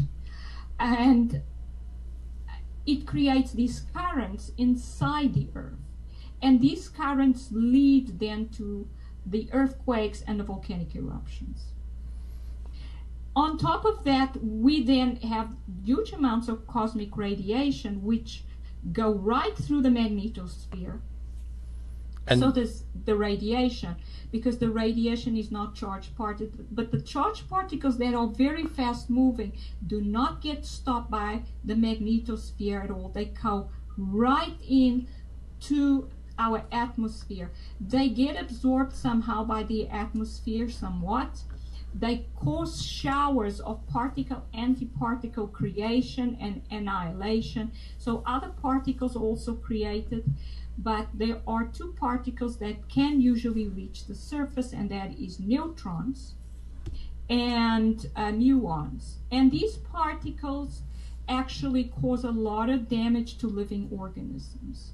In other words, they will destroy DNA and cells, create and cause cancer, even complete failure of the system and death if the damage is large enough. So this is the kind of impacts that we are facing then. We are facing the particles. Neutrons are extremely damaging, even more damaging than gamma rays. Really? They're more damaging than gamma rays? They are, because they are heavy. They're very heavy. And so they go into cells and basically destroy cells. Gamma rays can do that, but neutrons are even more difficult to stop than gamma rays. So that's why we think of them as more damaging than gamma rays. Wow. Yes. So we have the radiation effect, we have our danger to the power grid, we have the creation of earthquakes and volcanic eruptions. That occurs because of what is happening with the sun. And it's very alarming that at this time the sun is getting more and more active. For a few years it got weaker and weaker and weaker. It seemed to almost become inactive, and suddenly at the beginning of 2017 it started becoming active. And now I realize that it's becoming active because it's reacting to these very large stellar cores or brown dwarf stars that have recently arrived in the sun's corona. I've never seen these large ones before. We've always had these small ones that go in. They don't need a lot of plasma to rejuvenate. They then move outwards, start emitting their light, and they slowly were weakening the sun. Suddenly, we have these very large ones, which obviously have larger magnetic fields, and they are inducing strong reactions from the sun. And it's possible as well that the sun has weakened so much that it's having an inability to hold on to its plasma, as if it was starting to go into a red giant phase. So that's the two possibilities that I see are possible explanations of what I see happening. But one thing is for sure, the sun has become very dangerous for life on Earth. Oh yeah, I for sure. I've been like, I don't know how much to express to people how dangerous it is, because, and with the weakening of our magnetosphere, is, you know, with it is even worse. I mean, Scott, I was just going to ventured into. Have you ever ventured into Ed Dames, Major Ed Dames? No, actually, I haven't, Scott. You would definitely be very interested in just throwing his name into either Google or YouTube and listen to Ed Dames. He was trained by the United States military, very, very young age. He was one of those, what you would call a seer, basically able to see into the future. They actually trained these people. Oh, now I know who you're talking about. Yeah. Okay, I've never really, but I know who you're talking about. I'm not familiar with his work, but I do know who you're talking about. Yeah. I was actually scheduled to see him on his last tour, his last seminar tour, and then all of a sudden, out of nowhere, he's the one who wrote the book Kill Shot from the Sun. Yep. Okay. Yeah. I know exactly who he is now. He's done all of these remote views, and during his last seminar in Las Vegas, I think it was in July of last year, that was it. He had a view of what was coming.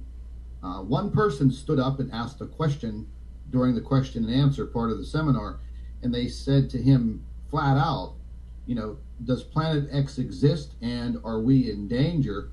And that stirred him so bad. And if you know the personality type that Ed Dames is, he is very strong mentally. You would have to be the best remote viewer on the face of this planet. Yeah, it's very draining. And what he saw disturbed him so bad that he canceled the rest of his tour. He answered the question, yes, there is a Planet X. Yes, it does exist. But our biggest threat to our planet will come from the sun. And then he disappeared off the face of the earth. He said he was going to, spend the rest of this time at his safe location with his family. He said mankind will survive, but it will basically be a living hell on the majority of the planet. There will be some parts of the Earth that will basically, they'll kind of be unscathed, but that's not going to last. And then you have to listen to what Stephen Hawking just came out and said a few months ago. I'm a big fan of Stephen Hawking. Yeah, so these people are not just everyday run-of-the-mill people. Humans have 100 years to get off this planet. That's his bottom line, and he's actually working very hard to help that. Yeah. But what they want to do is they're not trying to run from the cataclysm. They're trying to preserve the human species, basically. Right. Exactly. They're not looking to how do I say? Save us? No. Right. No, they're not looking to save everybody on the planet. They're looking to save mankind, so that the species can continue, but not to save everyone on this planet. And I think that's what people don't understand. They think that, someone's going to come around to their door or on the TV and say, hey, by the way, just like with Hurricane, Irma, and Harvey and that, you need to evacuate now. We're going to be taking you to a safe place, on the moon, or under the ground, and it's not going to work that way. Well, let me fill you in on something very, very sadistic that's been going on. You've seen these commercials on TV where you could send in your blood and they'll test it. Oh, I know. That's so weird. Yes, they're checking your DNA now. Yeah, they'll say, you're 15% German, 25% Turkish, and 32% African American, and maybe some Indian in there. Okay, that's not really what they want. They're making their own genetic seed vault. Ah, that makes Bottom sense. line. That makes sense to me. No, it's a fact. It's a fact. And the more and more people that fall prey to the commercial, remember the predictive programming, they're going to send in, their saliva sample, their whatever sample, and that is going to be extracted and stored just like the seed vault. Okay, if they can grow a prosthetic ear on the back of a mouse, then they already have the ability to produce another human being. Oh, yeah. I fully believe that they basically in a jar. Yep. I'm trying to get a picture I wanted to ask the doctor about this before we ended. It won't let me zoom in any close. Yes, it will. Hang on. There are so many factors that revolve around what we're investigating that not even in my lifetime or my children's lifetime will we ever see the true answers, because there's never going to be a full disclosure on this. It's just not going to happen. That's why they try to shut people like me and you and the doctor and many others. That's why they have tried for the last 35 years to silence any scientist that has stepped up and wanted to disclose this information. They killed them. Sure. But now, they really can't go around whacking all these people on YouTube and blah, blah, blah. So they start the big disinformation campaign, the slander campaign, and, well, you know all about it. Any truther, whether you should be a doctor or just an average Joe, me or you, or anybody that latches on to the truth and starts to put it out there or stands up to them, they're going to hammer you. Oh, they'll hammer you to no end.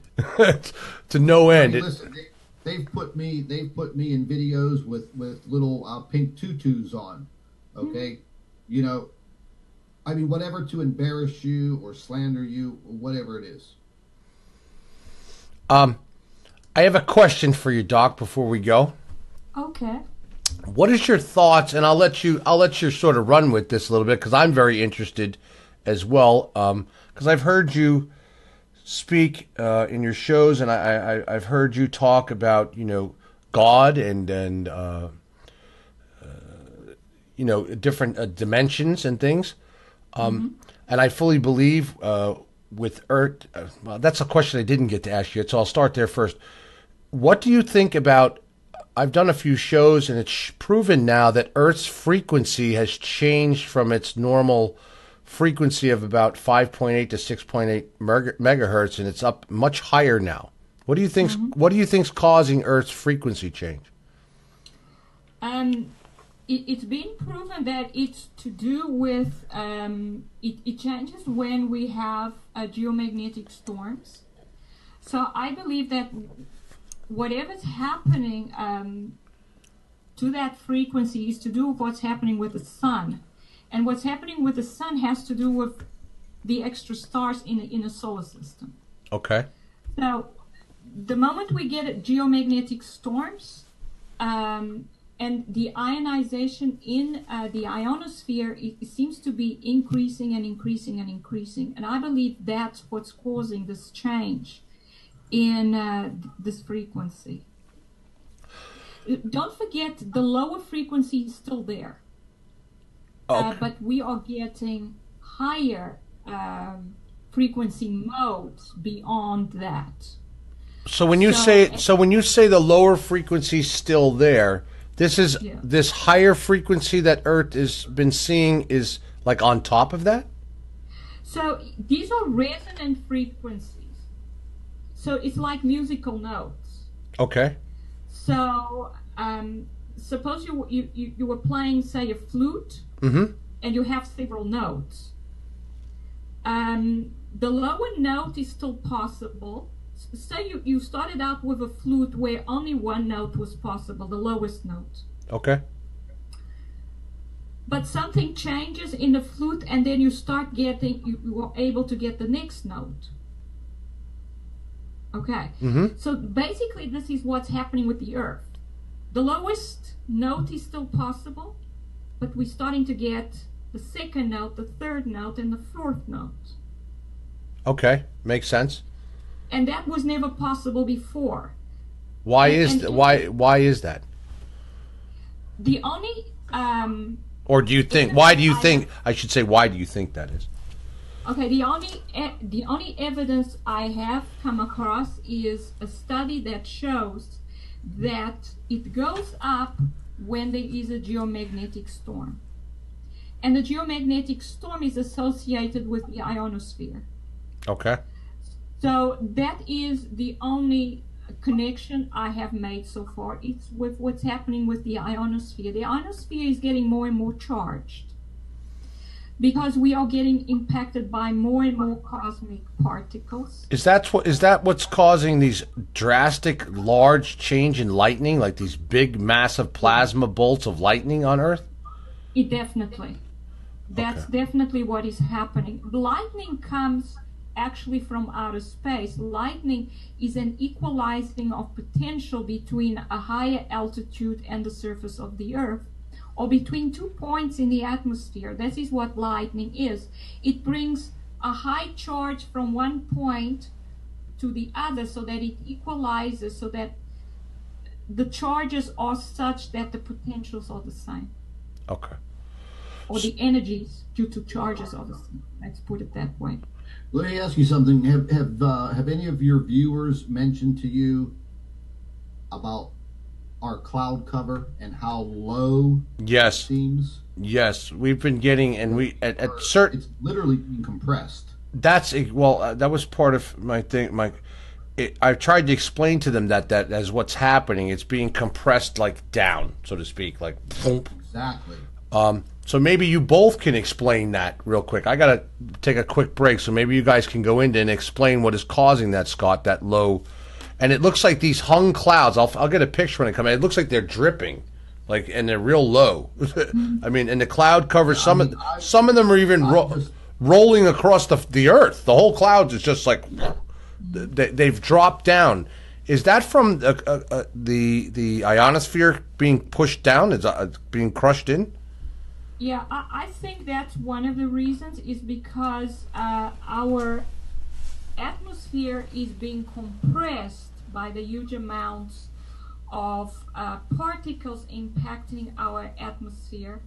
there is something else happening, which I have recently talked about, and that is the fact that most of the weather that we have is now artificial. And the fact that we are so that's a great topic to talk what you're about to go into, the artificial weather, especially with what's going on. Yes, there's no doubt. There's no doubt. The artificial weather is, I mean, some people will believe in it. Some people may, have some thoughts about it. But the fact of the matter is, you have to take a look at the broad picture now. Everything that has been described as far as the signs and the signals of what we're going to see, well, basically, since May of this year, it has systematically taken place. And a lot of people don't understand that this is not going to be a 1 day or 2 day event. This is something that has been gradually happening for some time. The issues now is that we're running out of time, and we don't have all of the evidence. We don't have all of the information. If we did, then we would have that exact timeline. The only people that have pretty close to the perfect timeline, well, naturally would be governments and the elite. That's it. Other than that, we are on our own, period. Their main goal and their main objective is to live also. Getting into these chemtrails, there's a lot of reasons for the chemtrails. You have to understand something. The amount of radiation that's pouring into this planet right now is very intense. But these elite, these other people, they have to live here too. So they don't want to cook the earth just right now. That's what I've been trying to explain to everybody about these chemtrails, is that they're, and maybe the doctor with you we can explain that this aluminum oxide and stuff, these are absorbing radiation. To tell you the truth, I'm not sure that absorbing some of the radiation is actually going to help very much. Because what is happening to our planet is so dramatic, and basically it's heating up from the bottom. And even to tell you the truth, I don't think they are that interested in absorbing radiation. They are maybe more interested in making our atmosphere conducting so they can do what they want to do with our atmosphere. And that's the main reason why they have these particles in the atmosphere.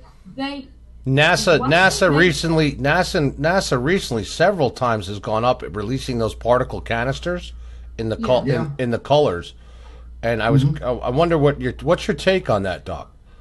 Well, they also need these particles in order to make their laser and plasma discharge weapons more effective. And they do seem to have planetary defenses where they can destroy certain asteroids. Ah, that's what okay. So they are not interested in the planet getting destroyed by an asteroid, let's put it this way. But as to the radiation, don't forget that what these particles are doing is destroying the ozone layer. Okay. And just the resulting ultraviolet light that will come through because of that can destroy all life on Earth. They're not interested in preserving that because they basically think that mostly it's all going to get destroyed anyway. Right. That's my theory, is that they don't, like, I'll give you an example of that theory of that they don't care is, like, we'll say Fukushima. They just keep allowing all this radiation to go into the Pacific and don't even care or try to contain it. They just, that's right. Like, why would Japan and the world, other governments, allow Japan to poison the Pacific Ocean at such great, high levels, if they were concerned that it was going to be here? You know what I mean? Like, it was going, that they cared. They don't care. They just don't care. They don't care.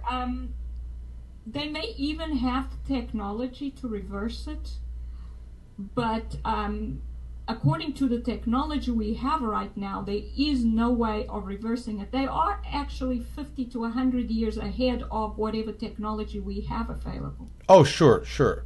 And I believe, do you think, I mean, it's been proven they have these underground cities and underground, I'm going to be doing a whole show on it. I mean, they have massive underground cities. I mean, they've been drilling these for some time. Yeah, they do. That's the thing that they started. The moment they discovered that these objects were coming in, they started building these cities. Mm-hmm. They have reverse engineered alien technology. This is possibly why they're so advanced. And they are using it in these cities to power these cities. Don't forget, they have 0-point energy capabilities. They just do not allow the normal population to have access to that. We are supposed to burn fossil fuels because, first of all, fossil fuels destroys the biosphere, and they want us dead. Sure, and sure they do. It gives them the ability to make the money they need to then buy the supplies they need for their cities.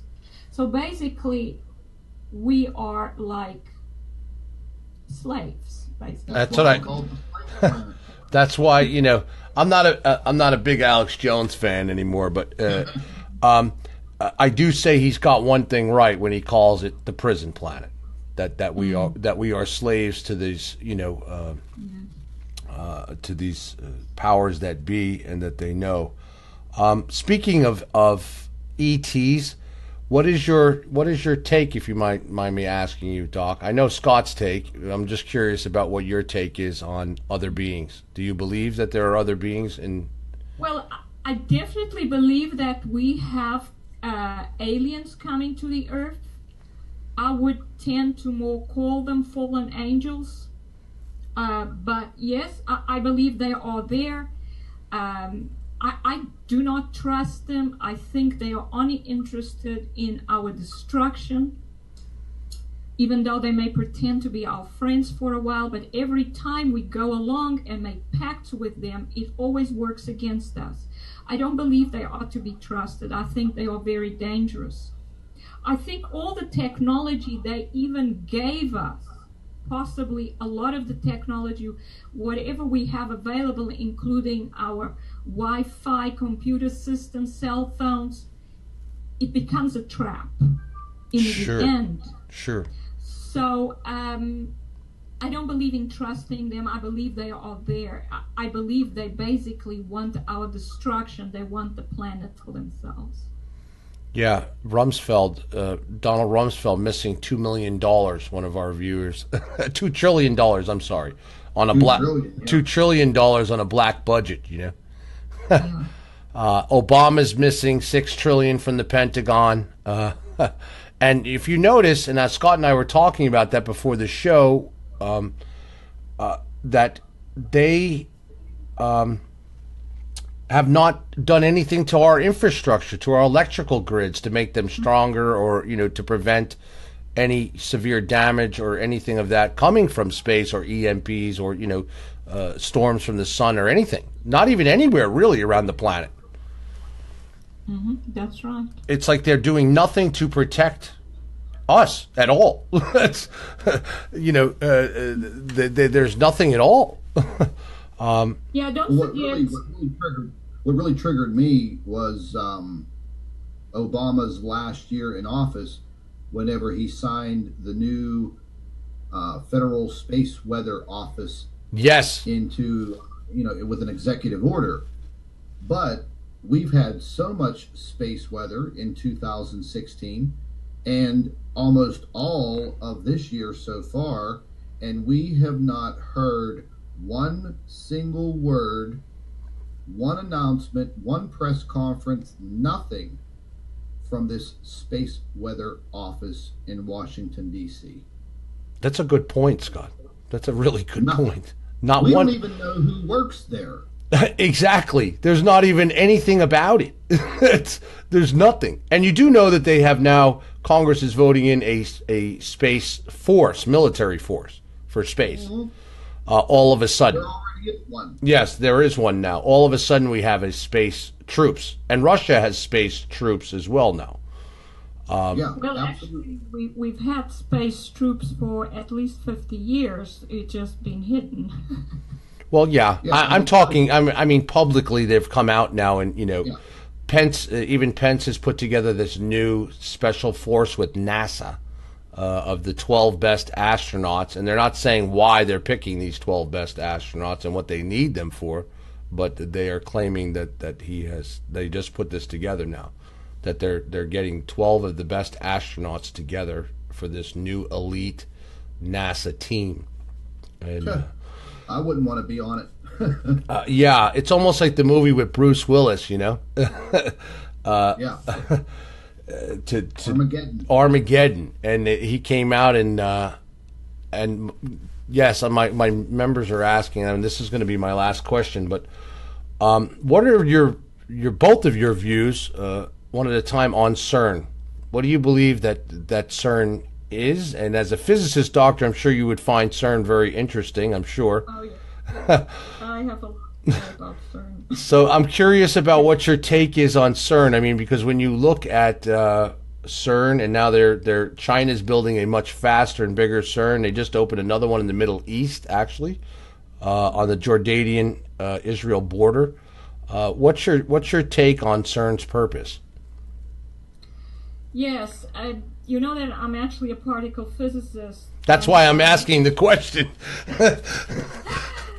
And as a particle physicist, I was absolutely surprised to find out that whatever experiment happens at CERN is actually not real physics. So, for example, they do a run and they detect certain particles, or at least it looks like they detect certain particles because they see certain signals. Now, no one at CERN can understand everything that's going on. Everything is done electronically by computers. There are thousands of scientists at CERN. Each one is doing a small part in one experiment. So the signal goes out, the particle collision happens, the detectors detect certain things that they are, the computer puts them in place to detect. They get the signal is interpreted once, and they say, okay, that signal means there is that particle. Nothing is then reproduced. It's not reproduced ever again. It's not reproduced anywhere else in the world. They then say, okay, that's what we found. Now, we're going to do another run on the experiment. We're going to assume that these particles are going to be there, and we're going to look at the next level. Now, this is not how physics is supposed to be carried out. Physics is about reproducing results. No results are ever reproduced. So it's assumed that everything is correct and the particles always happen in the same way. Excuse me, if we do not understand the laws and the forces that are going on, they're assuming that everything is understood.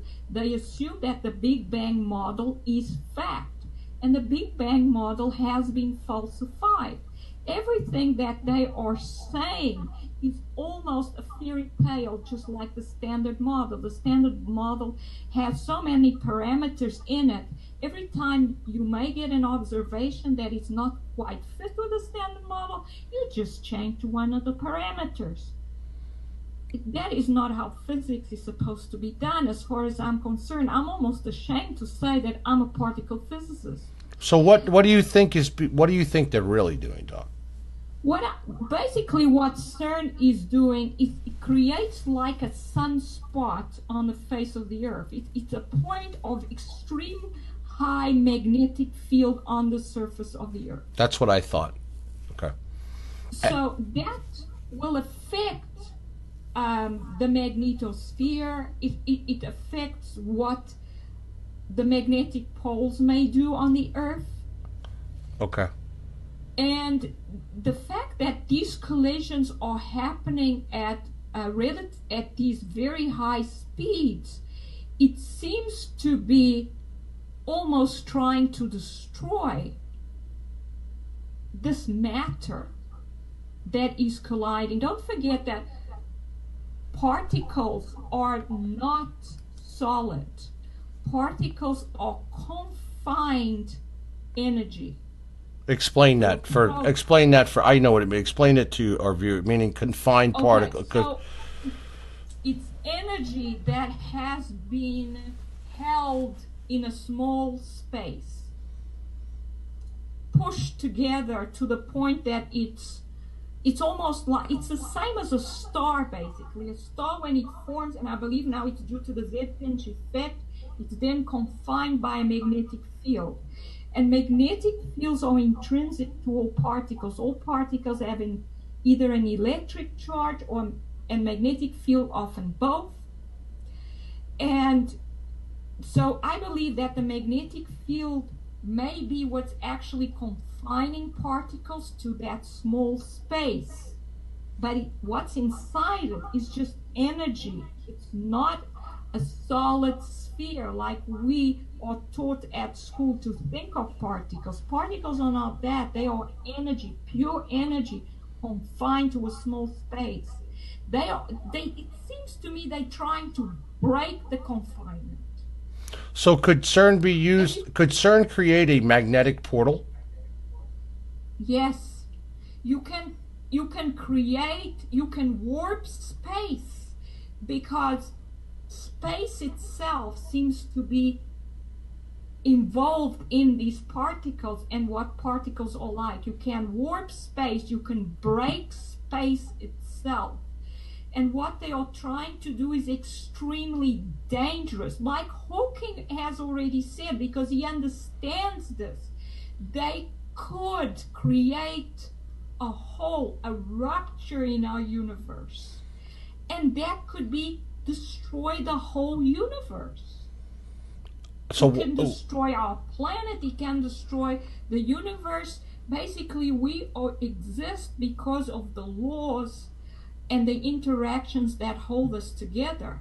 When you start breaking particles apart, you are breaking what we are made out of. Exactly. And then we cannot exist. So then, let me ask you something. When I started investigating CERN years ago, and I said, okay, they created this to investigate and find the alleged God particle, as they call it. Why would we need several of them? Why is there one in Jordan? Why is there China building a bigger and faster one? Why do we need more CERNs? Why do we need so many CERNs? It doesn't make any sense.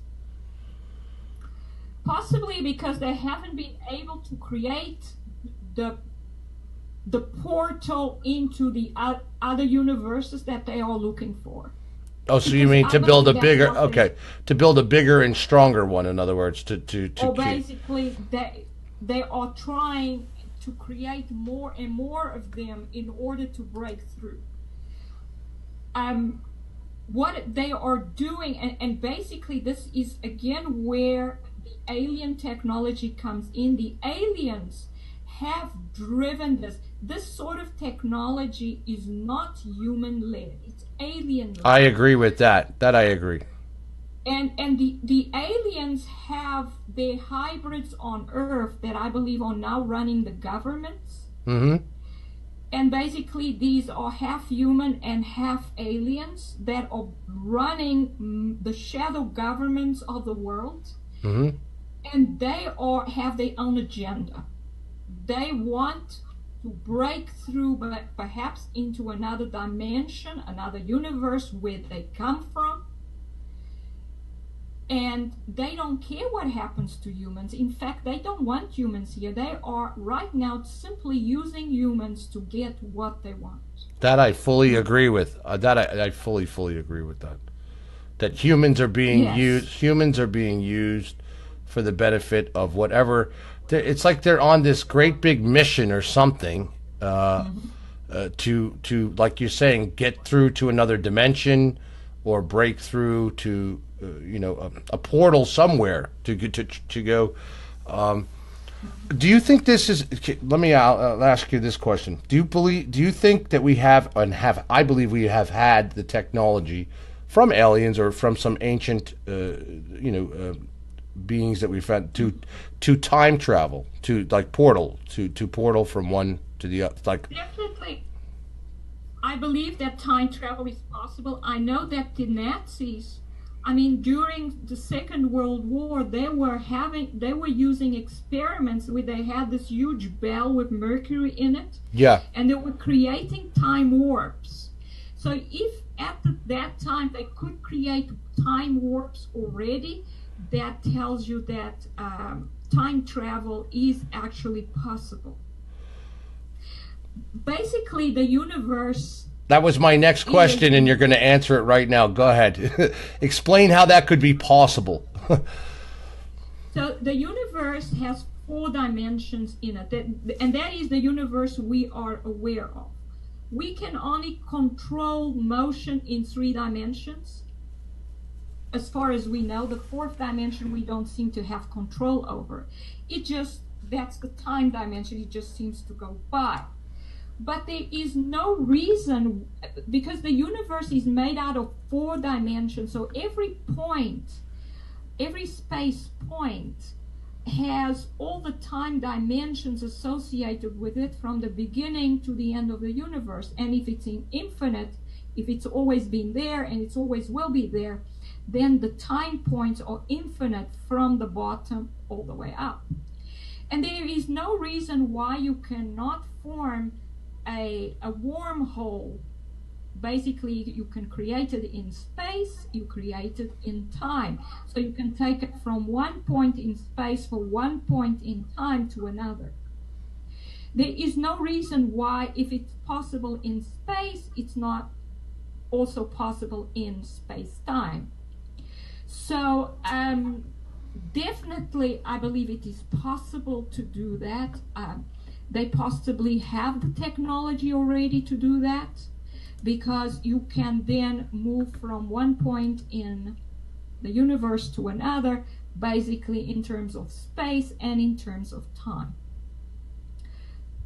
That's the way I see it. I think it's definitely possible. I think it's very dangerous. I agree, yeah. I agree. But I don't think that it's impossible. I think that if you can go back in time, you can change the future. Sure. And changing the future is extremely dangerous. Sure. But we've seen that in many movies. Yeah. And people who have claimed and made some quite, especially in the Rothschild family, have claimed that there's time travel and shadow government, and that they, on these people that. What is your take on the Sumerian tablets and that of the what they call for the Anunnakis?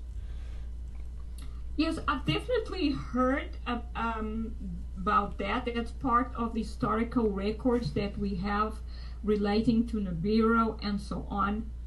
I think it's possibly the best historical records we have regarding that. I agree, yes. I wouldn't take everything they said, because I believe the Anunnaki were aliens at the time, and like I said, I don't quite trust these aliens. Sure. But we have to study whatever information we have, and that is what we have. I believe the Anunnaki told certain stories to the people at the time that may not have been quite the truth, just like the aliens we have nowadays may not necessarily tell us the truth, but tell us what they think will lead us to do what they want us to do. The Anunnaki seemed interested in genetic experiments. The current aliens seem interested in our genetic material as well. There is a common thread there. I don't believe that they created human beings. I think they played with our genetics because they were interested in that. I believe that's what they're doing now as well. Like Scott was saying, is that they're playing with once again, that we're back to playing and manipulating DNA. Oh, absolutely. No doubt about it. Yeah, I know that Scott has studied this for many years. I have too. I've been studying Sumerian tablets and Sitchin for a very, very long time. Yes. I haven't actually been studying all these things. I must say that I was a pure physicist. I studied physics. I did research. I taught my students. I thought my own thoughts and tried to teach my students accordingly. So I'm perhaps have not as current or as an in-depth understanding of all this, but I have certainly looked into all of it now, and it's very interesting. Yeah, you could even delve into the genetic time clock that human beings have inside of them. If you delve back into the Anunnaki, they lived for hundreds, if not thousands of years. Yeah, I believe that's possible because of, I'm telling you, gold is key to longevity in life. And I don't mean gold, it is the gold, the metal, but it's broken down into the doctor could explain, from a metal, it can be broken down into a cellular form. Isn't that correct, Doc? Well, I have heard that you when it's absorbed into plants, say, because we are not designed to actually absorb metals in their ionic form, but rather through what happens when plants absorb them. It is possible, like the cellular form, formic gold or something. Yes, that's what I'm talking about. Yes. Yeah. Yes, I've heard that metals in that form are key to longevity. Yeah, it's, what is it, David Wolf that talks a lot about that? Yes, and it's broken down into I believe it's broken down into a molecular or cellular. Cellular. Yeah, I've read quite a bit about that. Yeah, don't forget that we human beings are electrical in nature, like everything else in the universe. Sure, energy, pure energy. Especially our souls. Especially our souls. Yes.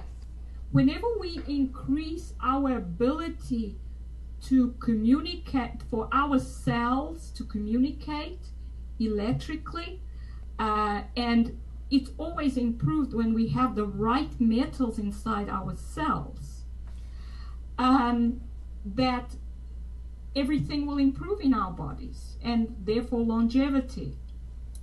But we do have the other side, and the heavy metals, the aluminium, the lead, that is now being injected in our bodies, takes us in the wrong direction. Sure, it's lead poisoning. But when we also have the right metals, it seems that our body is more able to get rid of the heavy metals. So that would help with our longevity as well. One of our... They don't want a longevity population. Yeah, exactly. They don't want people living 200-300 years. The population of this globe would be overflowing. And if you've noticed, people aren't living, into their 80s and 90s. The life expectancy is 72, 74 years old. Even though they'd like you to believe, even though they would like you to believe that people are living much longer now because of medical, and it's not true. It's really not true. When you really look statistically at it, more people are dying now from medical causes, disease, viruses, cancer, and then that's the whole plan. I mean, I believe that scientifically that they could preserve life regardless. I mean, you have to take into consideration our lifestyles and our environments, but not having a cure for cancer. I just don't buy that. And, that's a whole nother realm of a discussion there. Oh, for sure. But, they do not want the world population having this longevity. They don't want you living 200-300 years, because then that's more people stacked on top of each other that they have to deal with. I mean, you could really, really dig deep into this. You could blow some people's minds with, theories and this type of discussion. I've had these discussions with people for hours. I had one discussion for 4.5 hours with Gil Broussard, talking about these subjects. Yeah. We should be living in good shape. You mean to tell me that they cannot slow down the aging process in the human body? I mean, it's there. The key is there. They know how to turn it on or off, but they're not going to turn it on for the world population. No, it's just never going to happen. We're not going to see that. Before we go quick, our members, Rick, who sent in that great photo from the other night with Scott when we were looking and we captured by the sun, he just sent in, that's not the picture, I need to stretch it out for everybody here, but this is a picture he had sent in. I want you all to look at this thing. Pretty amazing if you look at the large object that it's like reflecting in the background here. Do you see this? Oh, yes. And this picture is like, wow. You can even see the crater marks on this thing. Yes. Yeah, what this is it's an object in the sky, and the light source is a sun simulator. They use the sun simulators to actually cover up the fact that these objects are eclipsing the sun. That's what I've been saying for 6 months now, Doc. I'm glad to hear you say that. Yes. Because they would be eclipsing the sun, correct? Exactly. Yeah. They would. And they often do. And so here we are. That light source is definitely not. Notice there's the question I have is, I know that you see this reflection of this other round object right here, right there with my mouth. Look at the stripes in it. That's right. So these are one of the stellar cores or brown dwarf stars. These objects I now know that they are known to have these stripes, these stripe formations. This is why brown dwarfs at 6 light years away are always in the artistic impressions that are drawn, always have these stripes. And again, the stripes are due to the material that the star uses to ionize and turn into and make light. It's attached to the planet according to the magnetic field that it generates. And the magnetic field is always like a bar magnetic field. So if the magnet goes straight up, then perpendicular to that or horizontally would be how the stripes would wrap around like a donut. And so I was always curious as to where the stripes are coming from, and now you're making sense to me. So yeah, so that's why they always have donut-shaped envelopes, and when they have the very large ones, the donut-shaped envelope seems to decrease in size to the point that it is just a small amount of material making these stripes on the core of the star. And we discovered that because of Scott discovering the blue-brown dwarf and taking pictures through his telescope, which was just amazing. And we learned a lot from that object. Yes. I think this is an incredible photo. I mean, Rick, he actually drove, if I remember correctly, when he took this, and he's on here, but he drove to a higher elevation from where he lives because it was cloudy or so, and he wanted to get some better photos when we kept bringing in all these photos that people were sharing, and he ended up with this. And this is quite amazing. I mean, I just... It is amazing. Oh, there's no doubt. I mean, what you're looking at there, you're looking at kind of almost like a projection. Yeah. I mean, it's not the true.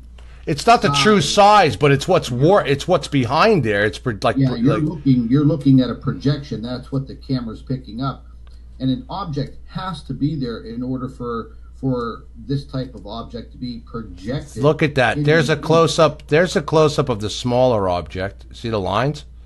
It's clearly a brown dwarf. I mean, it, like the reflection of a brown dwarf. Yeah, and the sun, I mean, you can see that sun is completely fake. Yep. The same photographs that I showed you the other day with the lens directly in front of the sun, and now everybody around the world is getting the same. Look at that. photograph. That's a blow up of where the crater area is on that larger object. It's like, Did you ever see the photographs of this blue monster that I caught back in May? no, I haven't. You've never seen those. If you send me one, now, I'll stick it right on here quick before we go. Hold on a second.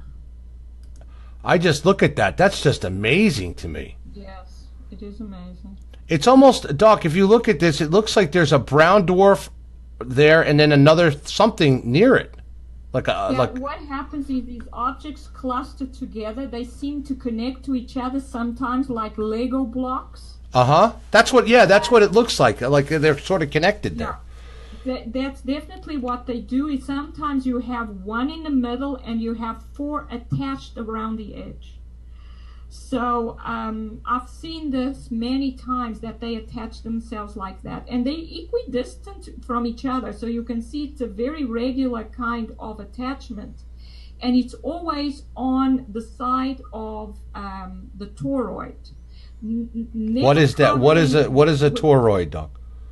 The toroid is basically a donut. Okay. So it's on the white side of the donut, never in the hole. Okay. Because out of the hole comes the magnetic field line. Exactly. And that's what I've been trying to explain to people, that Earth has to have, and the government, like in Antarctica, keeps covering this hole, and in the North Pole as well. We have to have some type of hole on either side to have that magnetic field, you know what I'm saying, go through there. That's right. I believe that everything in the universe seems to have this toroidal structure. Yes. Yes.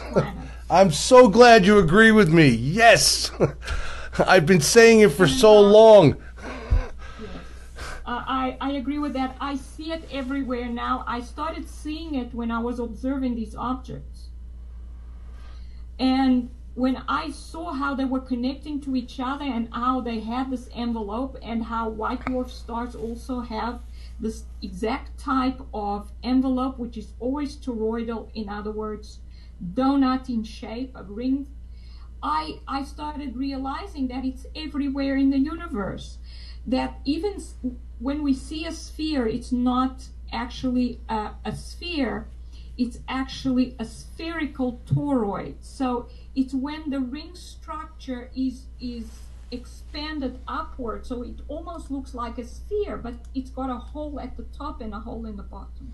Yes, exactly. And I think it also has to do with where, see there, I blew it up. You could actually see even the separations of the rays of the out of these two objects. It's like when being where they're reflected. So it's like two different. There's even a blow up. But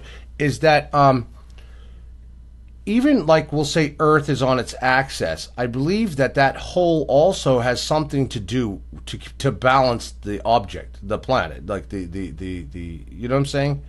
Mm-hmm. That it could possibly help to act as a top almost, so to speak. Well, you see, because everything has intrinsic magnetic field. Every particle has intrinsic magnetic field.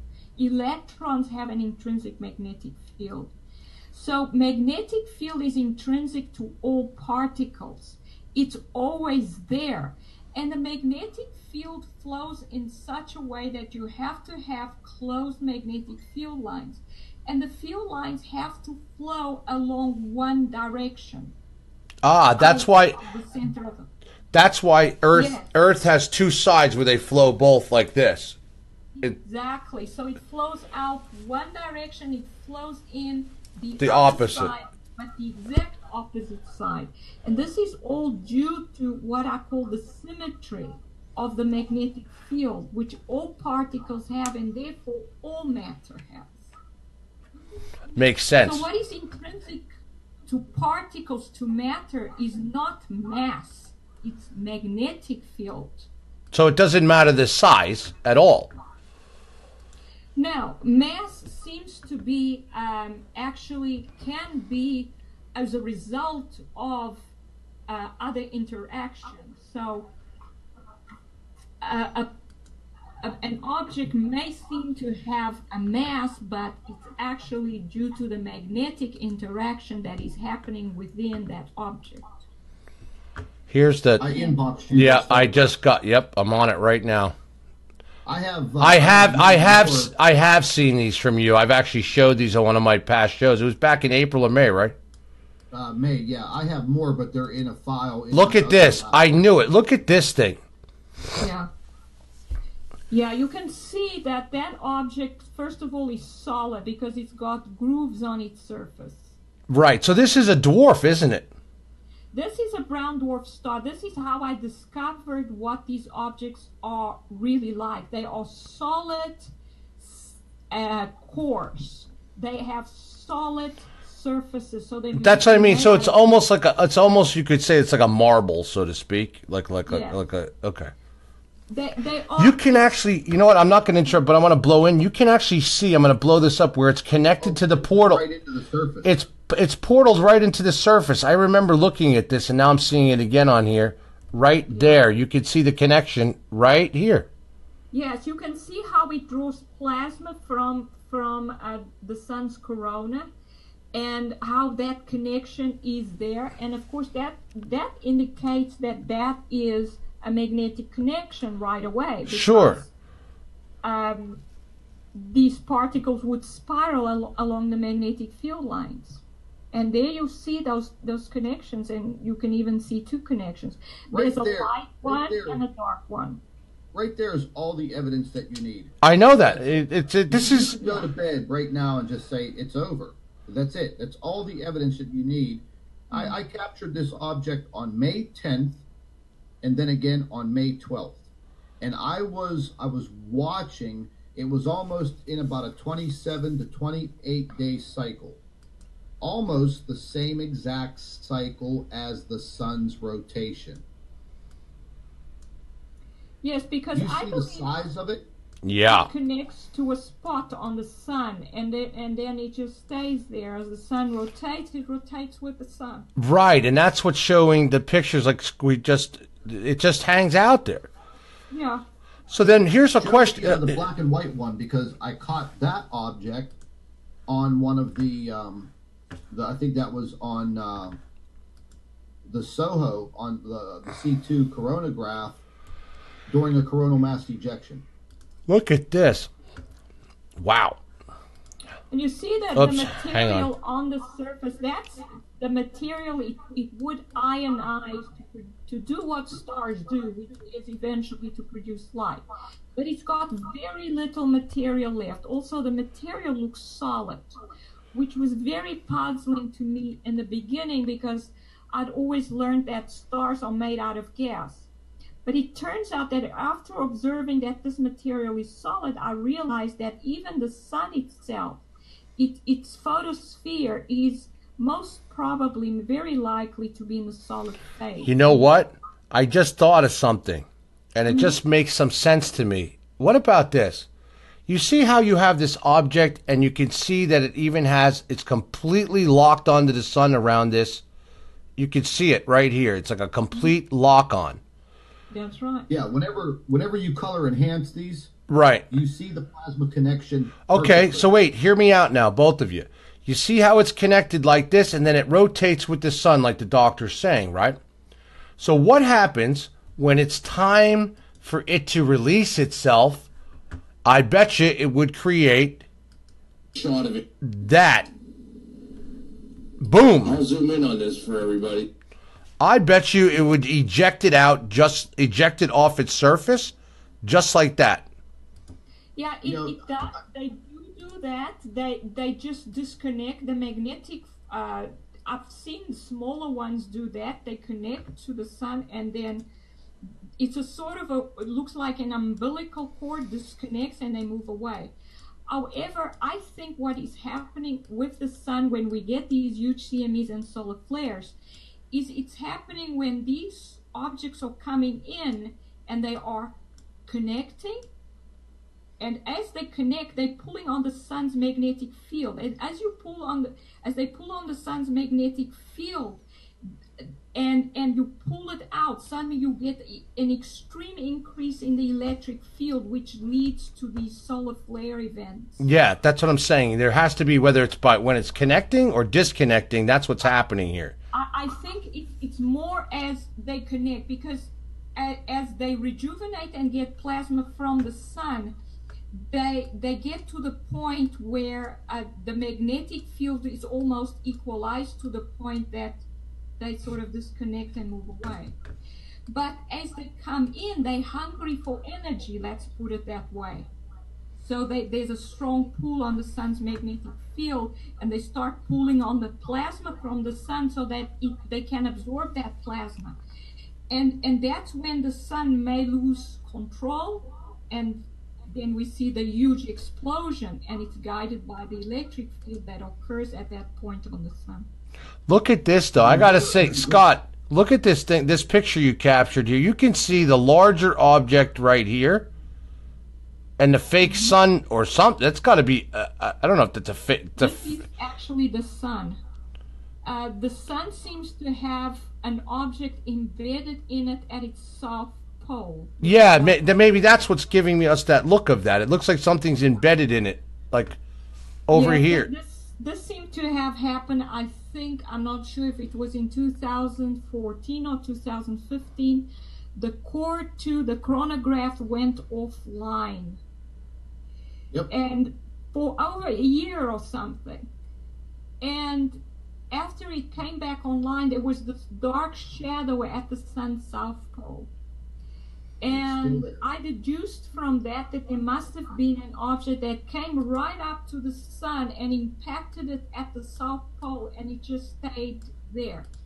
Because, and also when I examined these images, I could see an actual object. What the hell is this? I hate to add, I'm not trying to interrupt. What the hell is this thing right here to the left that's in this image? Oh, that's the inner part of the telescope. Oh, okay. I'm like, what the hell is that?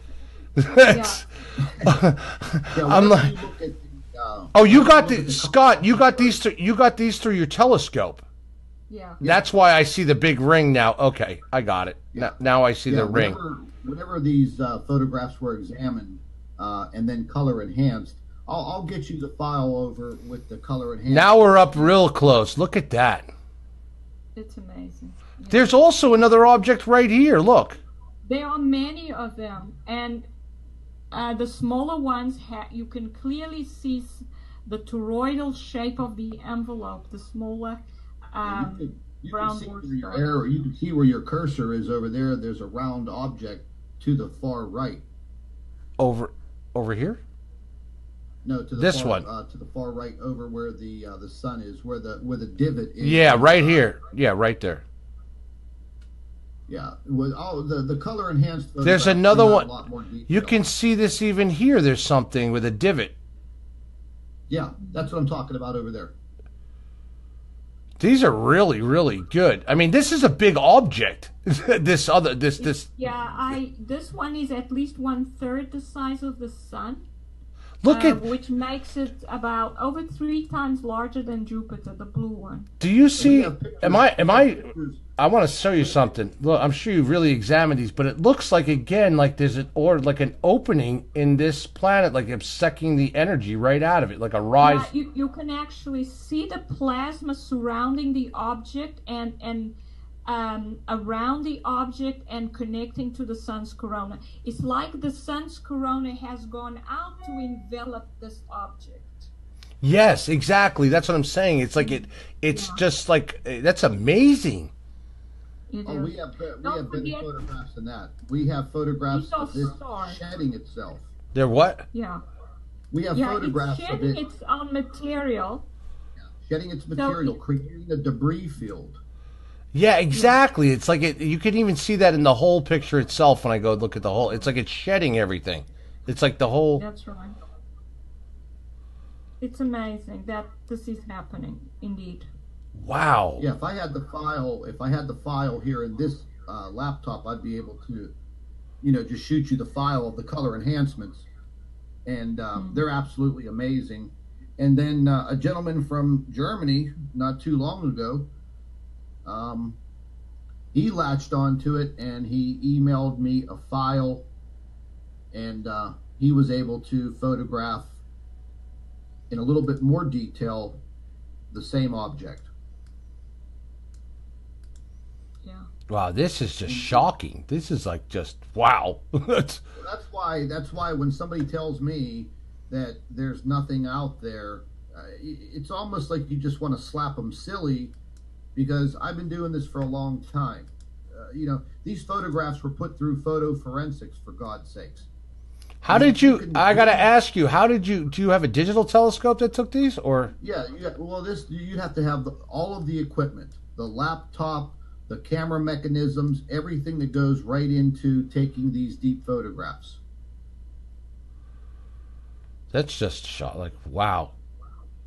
And I had been clocking this thing for months, trying to capture it, because I figured it was on about a 27 or 28 day cycle, and my window of opportunity was between about 6:45 and 7:45 p.m., and that was going to be around either May 10th, 11th, or 12th.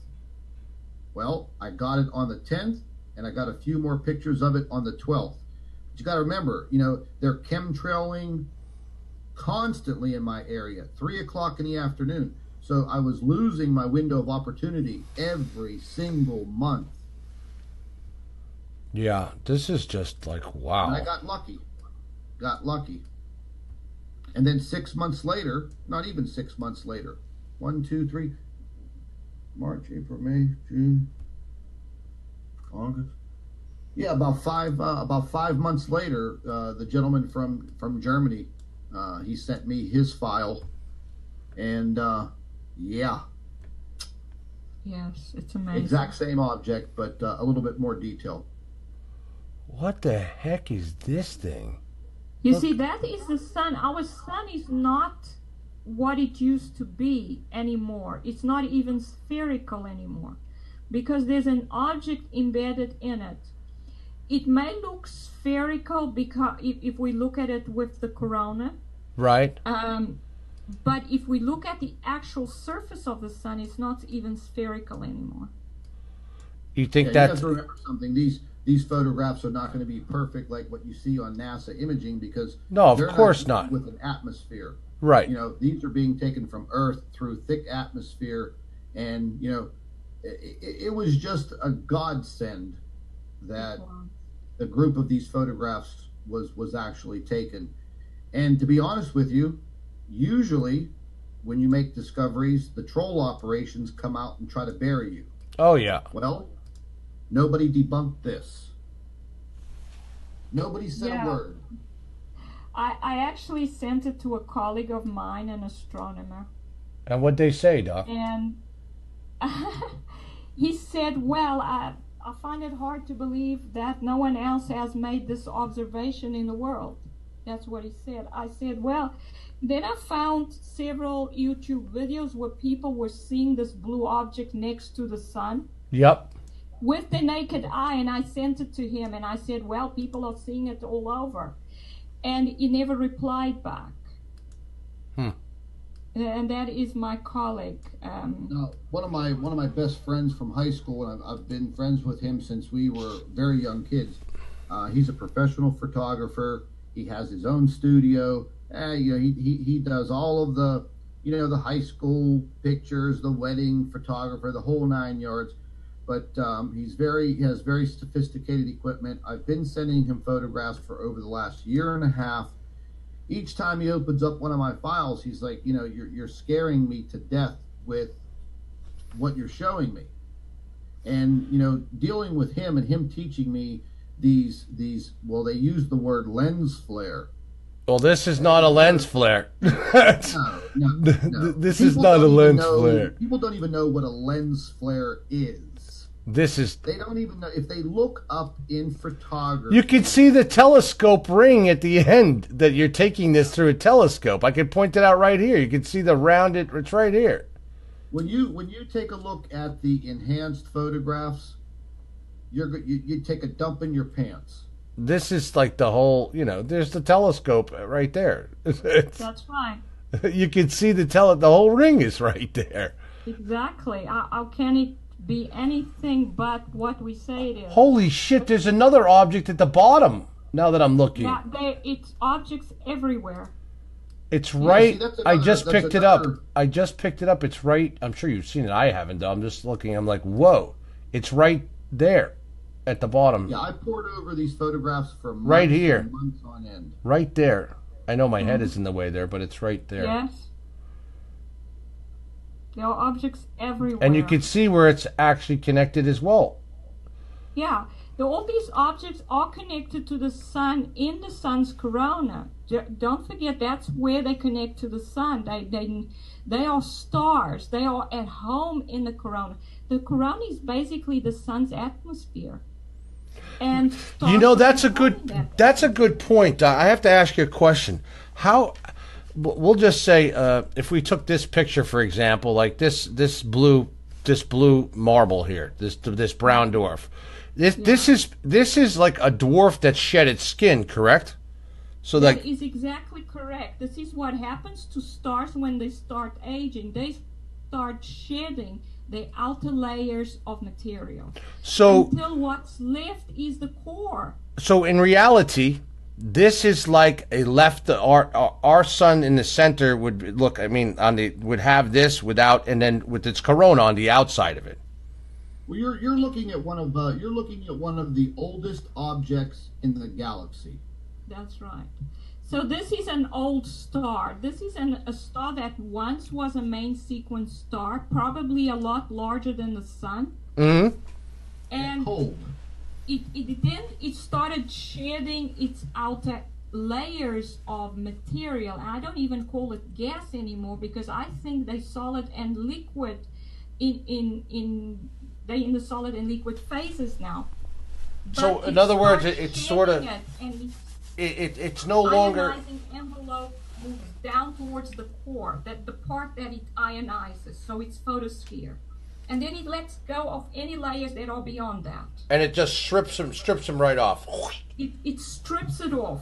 That's right. In the end, when it's a white dwarf, it has an ionizing or photosphere right on top of the core. And then that ionizing or the photosphere becomes toroidal in shape to the point that you can see in the holes, you can see the core itself. And the core doesn't emit light.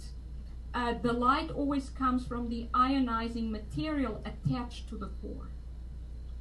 So this blue one, you can see it's blue because it's reflecting blue light.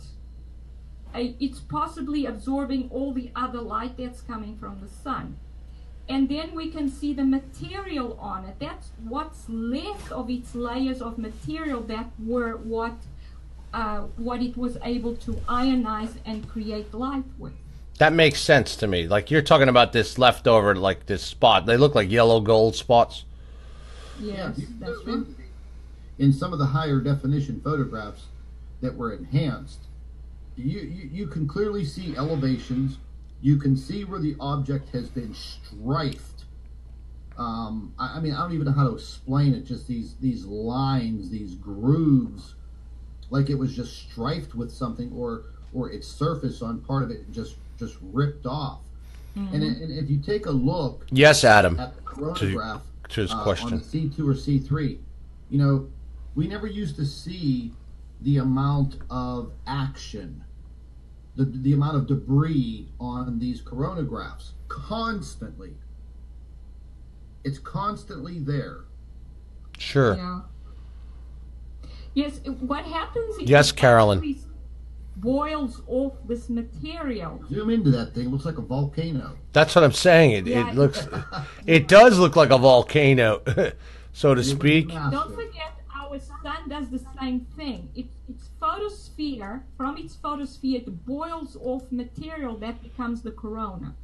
So these objects take whatever material they have left, which is their photosphere, and they ionize it to the point that it becomes a gas around it, so an atmosphere, which it then exchanges with the sun's atmosphere. Now this makes sense. You can actually see this stuff shedding. That's right. Oh, we have other photographs of a huge debris, pieces coming off that would be equivalent to the size of Earth. Wow. Yes. Let me ask you. Let me ask you a question, Doc. If our sun were to start stripping its outer shell off, what happens? Well, when stars they go into the red giant phase first. So what happens is they look like they're expanding outwards. Okay. At first. Okay. And what we're going to get is what the sun is doing right now, actually. We're going to get large amounts That's of what I heat thought. Yeah, that's what I thought. solar flares. And so it actually seems to get hotter and more active, and we're seeing our sun do exactly that at this time. And that's why you're getting a brighter effect from it too, as well, correct? Yeah, it's true. Yeah. That's what I thought. So that's one of the possibilities of what's actually happening with the sun. It got weak to the point that it started entering its red giant phase. That's what I'm saying. About my theory is it may be dying. Yes, our sun will definitely die in time. Mm-hmm. I already see it will start developing the toroidal shape as well. Possibly in its corona, and we already have permanent coronal holes at the north and the south pole. That's an indication that's already started happening. And so our sun will die eventually. It will. What would happen with all these objects is they would try to come to an equilibrium. An equilibrium is when all objects in the system, all stars, have the same amount of energy and the same brightness. But if there are more stars than that need more energy than the sun has available, what are they going to do is they're going to suck all the energy out of the sun until the sun has nothing left. We have a question. You answered it earlier from Sal, one of our members. You answered it already, but I'll ask it again. Does the doctor believe there is a fake sun, aka simulator, in front of our sun? I believe we have hundreds of simulators operating both in the Earth's atmosphere and in orbit. Yeah, I agree. I agree with that. Yeah. Not just we don't just have one. One will not do it. We have hundreds, if not thousands, of them. And that could possibly be why these thousands of satellites that, you know what I'm saying, that could answer the question, because you don't need thousands of satellites that can really be doing the same. One satellite could do a lot, not that we don't need hundreds of them or whatever, but there's a lot of junk up there. There's a lot of space junk riding around our atmosphere. Definitely there are way too many. And we possibly have a few more than we even know about. And don't forget, we have simulators that I know are operating at cloud altitude. Because I've seen these sun simulators that seem to be within clouds. So you get cloud behind it and cloud in front of it. And that means they are operating at cloud altitude. And these seem to have started this year. I never saw them before this year. And they seem round, disc-shaped. Mm-hmm. You see, the light they emit is almost metallic. Yes, I've seen that. And they're low atmosphere. That's right. They are in the atmosphere. They seem to operate from within the atmosphere. I think they've launched, they call them these low altitude. They're saying that these mini satellites, and that for their satellites as well. Mm-hmm. They're starting that microbotting of. We have a question from Karen real quick before we go. We'll take a couple of questions, guys, and that's it. We're going on. How long is the red giant stage? Well, that depends on the star itself and how fast its energy is dropping off. With our sun, it may not go through much of a red giant phase. It may last just a little while because its energy is being drained so quickly. So it may go through a very quick hot red giant phase, and then suddenly it just turns into a brown dwarf because it just everything's gone so suddenly. It's not like a normal star that's left to itself, and as it slowly loses energy, goes through the red giant, and then it turns into a white dwarf. Our sun is being sapped of energy continuously. That's what I think. Yes, that's what I've been. It's almost as if the sun was okay, and then all of a sudden, something moved in with all of these things to suck all this energy out of it all of a sudden. Its magnetic portal connection got tighter. Yes. Yeah, right. like all of a sudden, it was just like these objects started to suck onto it, like foom, foom, foom, foom, foom, foom, foom. Exactly, just like a host, just like a parasite. If Yes. you dip into your messenger right now, I sent you a few of the clarified photographs, Okay. and I also sent you a photograph from the man in Germany last year. I believe it was late October. Wow, look at this thing. Guy, Holy him and another shit. gentlemen who are astronomers. Wait till I show everybody they this captured thing. This other object. Wait till I show them this thing.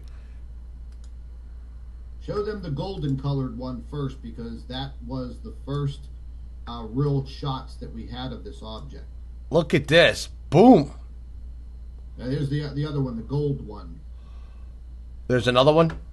Yeah, there's several of them in your. Okay. your Yeah, I could just slide through them. There's a striped one there.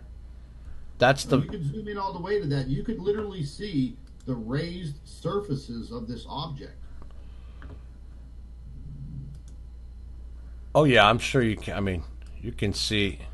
I can see it right here. I mean, you don't even have to... I can zoom in even further. Yeah, you back it off a little bit. There you go. Yep. And then I'll zoom in on it. Yeah, look at that. And then it goes into the second one, the other one you sent, which is this one. Look at that. more. There's one more? Okay.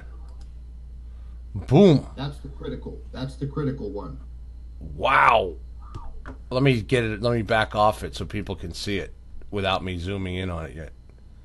Look at that. Whew. You have to back up a little bit more. There you go. This is after some of the imaging was done. Yeah, look at that. And now if we go, Yeah. if we zoom in on that, look at that. It's just very suspicious that after these photographs were publicized, 3 months later, NASA comes out with information on a brown dwarf star 55 light years away, and they were able to detect ice on its caps. And guess what color it was? Blue. Looks exactly like my damn photograph. Yeah, well, it's certainly not 55 light years away. That's a long way away. Yeah. And it's not a 55 substellar light years object. away. There's no If way. you go to that other photograph, the golden colored photograph, you're going to freak people out, because that was the photograph that This really one? started the hunt. This one? Where's this one from? What's Okay, this? back off of that a little bit. Okay.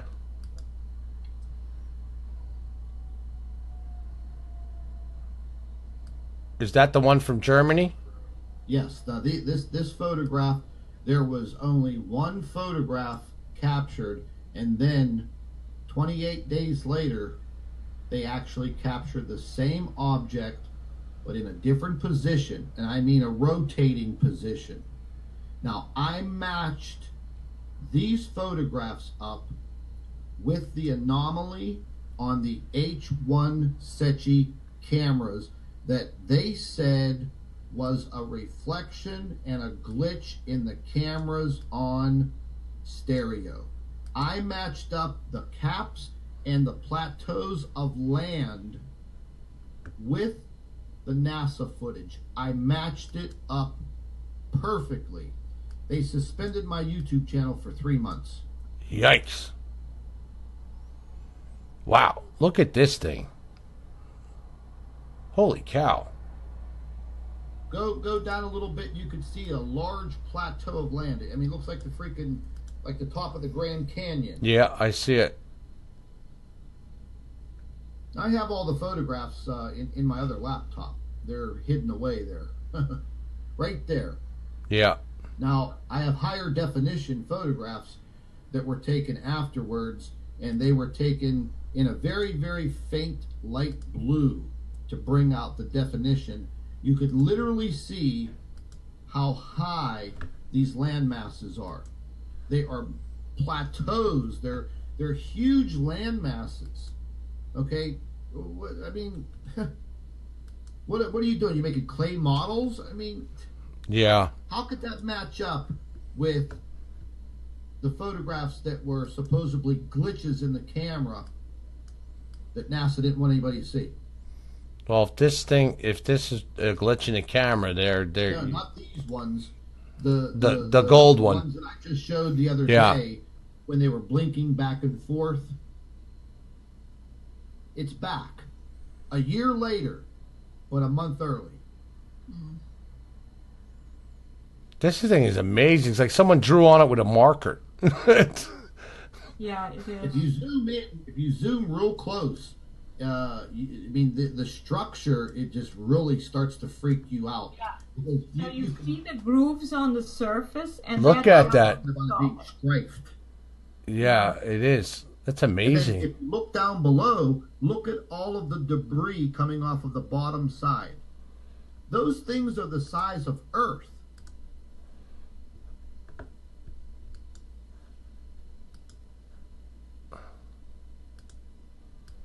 You see that the solid material clinging to the surface, that's what all stars have next to their cores. Yeah, you could see the many more layers on top of that.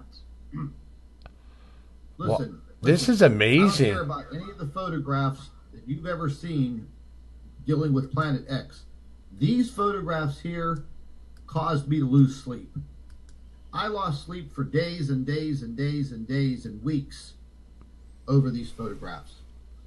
Look at the little white dots, the specks below. Yeah. All debris. That's debris, yeah.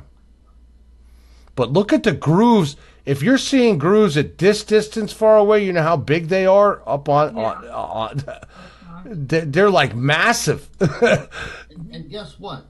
Guess where you see those same grooves?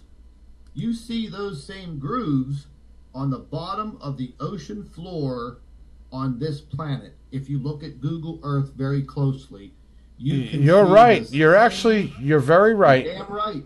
You're right. These photographs have been extensively gone over for months.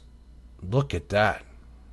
Yeah, and it's the grooves that shows you that it has to be solid, because if it was liquid, grooves are filled in by a liquid. If it was a gas, again, the gas would expand to fill in any grooves. So that tells you that the surface is solid and that this is the solid core. And then it has to be a star because it's in the sun's corona, and it couldn't have been a planet. A planet would not survive. So this is the dense material that is at the core of every star. Whatever it, then that material's got to be one of the strongest materials in the known to everybody, because it would break if it would break apart. I mean, yeah, I mean it's like two birds of a feather flock together. You're looking at two stars, and they could cohabitate. Have you ever seen the NASA model of the two stars orbiting each other in a very, very, very fast pattern? Yes, I've even shown. Yep, I've shown it on one of my shows. Yeah, exactly. It's a simulated. It's a simulated. Yeah. This can exist. This can happen. Just because it's happening in our own damn solar system, people just don't understand. They're inside of the box, literally with their heads up their rear end. That's why I tell people, listen, it's time to think outside of the box. It is time to take the damn blinders off. Look at the damn evidence. Look at the conspiracy. This is truly the biggest cover-up in world history, bar none. I agree. The apple cart, and this rewrites the books. And I believe that's why Stephen Hawking has said that we have 100 years. Because well, I don't think we have 100 years. I think we have less than that. I agree with you, Doc. I don't agree with Stephen Hawking. I think we have much less than 100 years. I think our sun is in big trouble, and the Earth is in big trouble because of our sun. Yeah, listen, people don't understand. I mean, I'm sorry if I'm getting a little testy right now, but people just don't understand. All it takes is for us right now, right damn now, to be in the wrong place at the wrong time, and we are done. You won't even feel it. Okay? We have dodged bullets so far twice in the month of July. Now, in the month of August, and now again in September, with the largest freaking X flare that has been seen since the 700 AD, I think. Sal, that's a dwarf planet, a dwarf star that's been burned off. That's like the core of it. He's asking what the blue image is. That's right, yeah. That's the core. Yeah, I agree. Scott's if you stripped away all of the atmosphere and all of the clouds and all the weather of Jupiter, that's what you'd be looking at. Because nobody truly knows how big Jupiter is, because nobody's ever made it all the way to the core of Jupiter. That we know of. Believe me, I doubt if they'd be getting down in there. It would take some real special technology to get down to You should see the new Saturn pictures they just put out from its pole 24 hours ago. You should see them. They are quite interesting. They have a hexagon on the poles with a dropped, and it actually shows the hole in the center, and that it's dropping the atmosphere. It's going down into like a whirlpool effect in this hexagon out box in the top, and and nobody. Very few people will come out and admit that every single planet in our solar system has undergone massive changes over the past 20 years, even down to the last 10, even down to the last 5. Right. David Wilcock did a whole seminar presentation, detailed every single planet with scientific evidence that each one of these planets has gone under significant changes. Sure. Every one of them. Every planet, I bring it up, and almost every time I do a show, I try to explain to people that every planet in our solar system has been gone through some acute changes and going through this, being affected by this. And if people think that something else in the realm of the galaxy or the universe can't pass by our solar system, even though the vastness of the universe, we're continually in motion. Everything in space is in continual motion. What makes you think that our little tiny solar system isn't one day going to encounter something? Right. It's like I said about walking down the street. You're at one end of the block, and you walk to the other end of the block. On your trip, you're going to encounter all kinds of things. That's thinking outside of the box in freaking reality. The problem is, as the doc was saying, and you and I have talked many times, and I say it on my show all the time. For us with open minds, and you can see this and think out of the box, this is okay, we get it, we can understand it and be open to it. But many, as the doctor's saying, and like I preach all the time, our governments are keeping them dumbed down. They're right where they want them. They don't want them to see something like this. They don't want. Good job at it. They don't want, and it's very frustrating. It's very frustrating to me. I mean, I could keep showing people evidence after evidence after evidence after evidence, and they'll still be there like banging their head. Oh no, everything's okay. As the flood waters are rising, as you know, it doesn't matter, as the sun keeps changing daily, and you know, as they're getting radiated, and you know, everything is on the uptick of earthquakes and volcanoes, and you know, oceans are shifting from one side of the earth to the other, and there's not a hurricane in sight, and the, you know, from an earth wobble and things, they just still won't, it's like they have been programmed for the past, you know, 40, 50 years to believe that, you know, there's nothing here. Don't worry. Just go back to your normal grind every day and do your thing. It's all good. Nothing's going to happen to you, and it just doesn't exist. I mean, most people forget that we are a large marble spinning out in the middle of nowhere. It's, you know, many... Listen, you have to realize, like, even going back... let's say 50 years, NASA got into movie making, video production.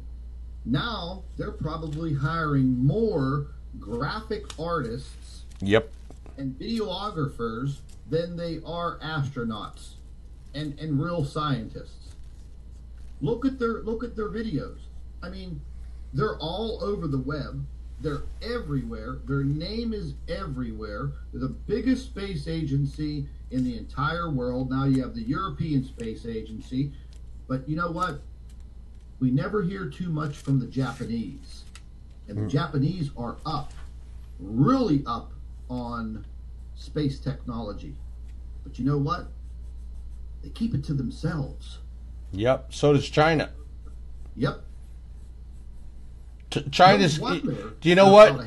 China, their new. They just put up when their moon rovers. One took a picture of the other, and they said, "This is the last time we will show you anything. Have a nice day." They just said, "Fuck you" to the world. They said, "Sorry, look, we're here." They showed one rover and the other rover, and just said, "This is it. We proved we're here with two rovers. Now you will never get anything from us again." Doc, that's what they said. That's exactly how they said it. This will be the last time. We proved one rover's here already. We had another rover land, and now we're taking a picture of that rover, taking a picture of this rover. They turned it around and looked at Earth and said, "Look, there's Earth." And then they said, "This will be the last time you'll ever see anything from us or these rovers on these cameras on the moon ever again." And they went, and on the news, they just went bronk. And that's exactly what they did. And there hasn't been, and that's it. They said, "Screw everybody. Sorry." That's exactly what they did.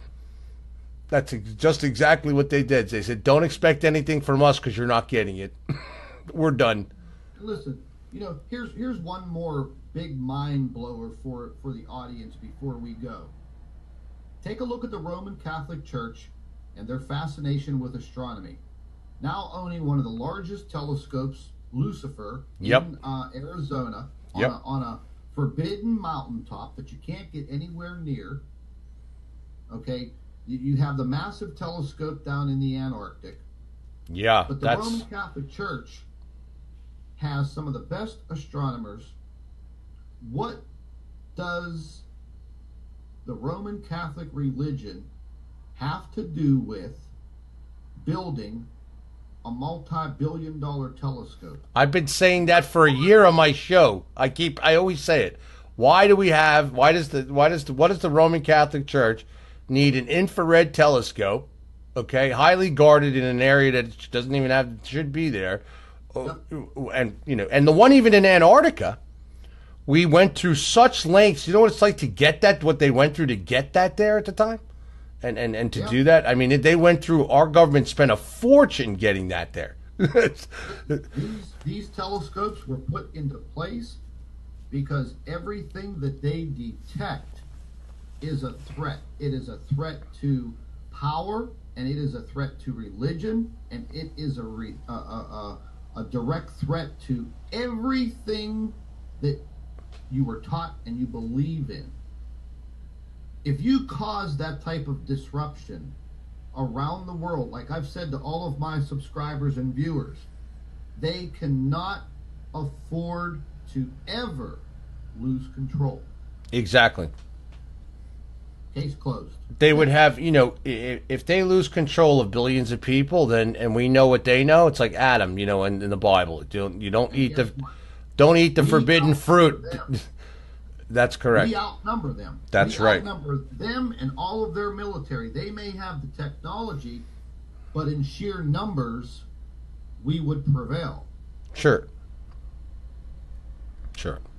And that's why they have their bunkers and their place, and they'll when it's time. They'll run and hide. Yep, and they'll say, "Well, sorry," It's, and you can tell. And the reason why I keep bringing up this Caribbean situation with this hurricane, these people in the countries that the relief that they have sent has been minimal. It's almost like they're deliberately, and it's not that they can't get there. It's not that they can't fly in. It's almost as if they've left them there just to rot. And like and they sent some military things, and they brought hardly any water, any food. It's almost like, okay, it's time for you. Right, exactly. And they bought 2 skids of plywood and brought it off the back. I kid you not, in Tortola. That's just one example. I mean, British Virgin Islands, same thing. It's almost as if they're just like, okay, screw it, sorry, you're fucked. I mean, yeah, there's some very strategic things going on, and this was all laid out for me a little more than a year ago, and it's very. I mean, I could easily turn my back and walk away from all of this and live out my days. The doctor can do the same thing. Scott, you could do the same thing too. Sure. You could hang it up today and say, the hell with it. This isn't worth it. I agree. But when you dig deep down inside, number one, we're already in too deep. Number two, it's ethical. It's my morals. And this may be what we were all... I believe it's what we're supposed... I believe this is our mission to do. Our purpose. When I say mission, I mean our purpose. To do, and I believe that's why certain souls are brought together, and there are those who are healers, there are those who are informers, there are those who are meant to do certain things, and that's exactly what I believe people have been coming together for, especially more recently over the past 6 months. I mean, it's like the most important people coming together are coming together just for this purpose. You know what I mean? To make people aware of what's going on, and to get the knowledge, get it out there to help other people. Yeah, there definitely needs to be more collaboration, but I think what we're dealing with is a lot of different egos, and that's just not going to cut it. There are very few things that me and the doctor disagree on. Mm-hmm. But we throw theories back and forth.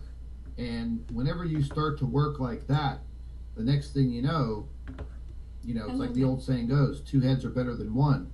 Well, so would be, more collaboration from the people that are actually doing the hardcore investigation, just not putting up a YouTube video, with some lens flares in it and some funny looking sun pictures. We're talking hardcore, man. 12, 14, 16 hours a day. Once again, I've been up since 3 a.m. solidly at work, at this computer, to the point where my legs are numb when I get up. I'm right there with you, brother. Yeah, we've had the hours in too. We've had these discussions. I end up with 3 or 4 hours sleep if I'm lucky. I'm up sometimes for 3 or 4 days straight, and that's no joke. My members will tell you that. Before I go, I want to show everybody your new website, and I want to show everybody where they can get the doc's book. Planet okay. X Researcher. Yep. Well, first, this is you go to planetxresearcher.com, and this is their new website, and you'll see Scott puts the latest videos you put up here, correct? Okay. You'll see their latest videos. There's Planet X Discoveries, the Daily View of the Sun, Then you have the physicist report list, and you can even download this here. And this is the blog here. The latest is physicist report X-class flares, and I believe we'll see. Turn it on. And killer shots. That's on here. And then you go. They have photo gallery, and you can see the shots that Scott and we've been sharing for 2 days now. That you can donate, help them, and support with their research, because they are just like MFA, publicly supported. You can contact them below. And is there a link to get your book on from the Doc's book on here, Yeah, or it's up in the menu at the top. okay? Scott's got all these other purchase. YouTube, Yep. everything. The YouTube channel is here, so you can see that. You just click on that; it'll bring you right to YouTube. Both of their channels are listed there. And then to get right here, it'll bring you right into the book. It's only $19.99, and I know several of you have already bought it, and there's been great reviews. And I'm going to get myself a copy. And I hear my iPad going nutty for some reason. I don't know what that's about, but There's got to be something. yeah, it's got to be something. And go from there. Great website. I want to thank both of you so much for your time, and I know our members do, and it's been an honor, Doctor, to interview you and speak with you and get your view on everything. Thank you. And I look forward to another show, and we can pick maybe some next time. We'll pick between us. We'll pick a specific topic and just like on one type of thing, and discuss that. Yeah, absolutely. Having to do with this, so that we can give people more information as to, a lot of people asking lots of questions about different things. Like, meaning, I can just say like, how does the magnetosphere work, or something like that, or some type of topic that people will see what they're mainly. I get lots of questions, as does Scott, and maybe we'll pick a joint topic that we can discuss with everybody. Well, she's written a report just about on every topic. I think she's up to close to 50? She's written Yes. over 200. Wow! Wow! Yes, I've written so many I've lost count. Wow! It's what I do. I write. Like I see one here, like physicists report where do brown dwarf stars clustering around the sun, and you're showing. I see the report here where you're showing the picture you just showed about the blue dwarf that's there. Mm-hmm. Yeah, I've seen a lot. I've read a lot as well as watched a lot of your videos, and you have even stellar cores in space. I think the biggest topic is about magnetics, and how magnetics is key to all of this, I think. It is. I agree with that. Magnetic fields are the key to what's actually happening in the solar system. And that's, I think that's just the key. There's so much to know, you know what I mean? I'm sure both of you like to research and just, investigate and things, and it's just amazing. And I'll say this on closing, that how many people don't want to open their mind to the truth, or to be open to new things and to see what's really going on around them. I think that's the scariest part of all, if you want to know my part of it. I think some people are afraid to know the truth. The problem with that is, I always say, I believe these objects were created for a reason, and the thing is, it is scary, but when you are scared, where do you go? Sure. Perhaps the fact that you are scared should get you into a point where you grow spiritually, to a point where you connect with your creator. Perhaps that's what always leads me into this, and the fact that at this time of transition, we need that. Sure. And it should lead us towards that. Sure. I think the more people, and that's sort of my mission with MFA, and I know our members here, and is to bring more like-minded people together to help each other, to learn to help each other, because many people seem to be let down, like that they think that their government is supposed to help them and be there for them when something happens, and they're sadly mistaken. If you just even look at Hurricane Harvey, you saw more citizens helping citizens than you did government or state agencies. So you know, the more people that come together spiritually and together to help each other as an organization and as a group, you can eliminate that need for even to rely on others, because they're not going to be here to save us. You know, they're just not. The government's not going to be, and the world powers are not going to be here to save people. That's right. They're trying. You're right now watching the crippling of a nation. I agree. Yep, I've been saying they are crippling a nation, and they are crippling. They've already crippled our monetary system, and it's just now it's going to come to a real. You know, it's soon coming to a very big fall and collapse, a big crash and collapse. Yeah. We definitely stay in touch, and you know, you have all my numbers and everything. Oh yeah. And we'll definitely get back together, and I think the more information people have, the better. I mean, that's what we're here for, anyways. All right, guys. Thank you. God bless, and have a great evening. And thank you again. And I know all of our members are very grateful as well. Thanks, guys. All right, bud. Take care. Have a good night. You too.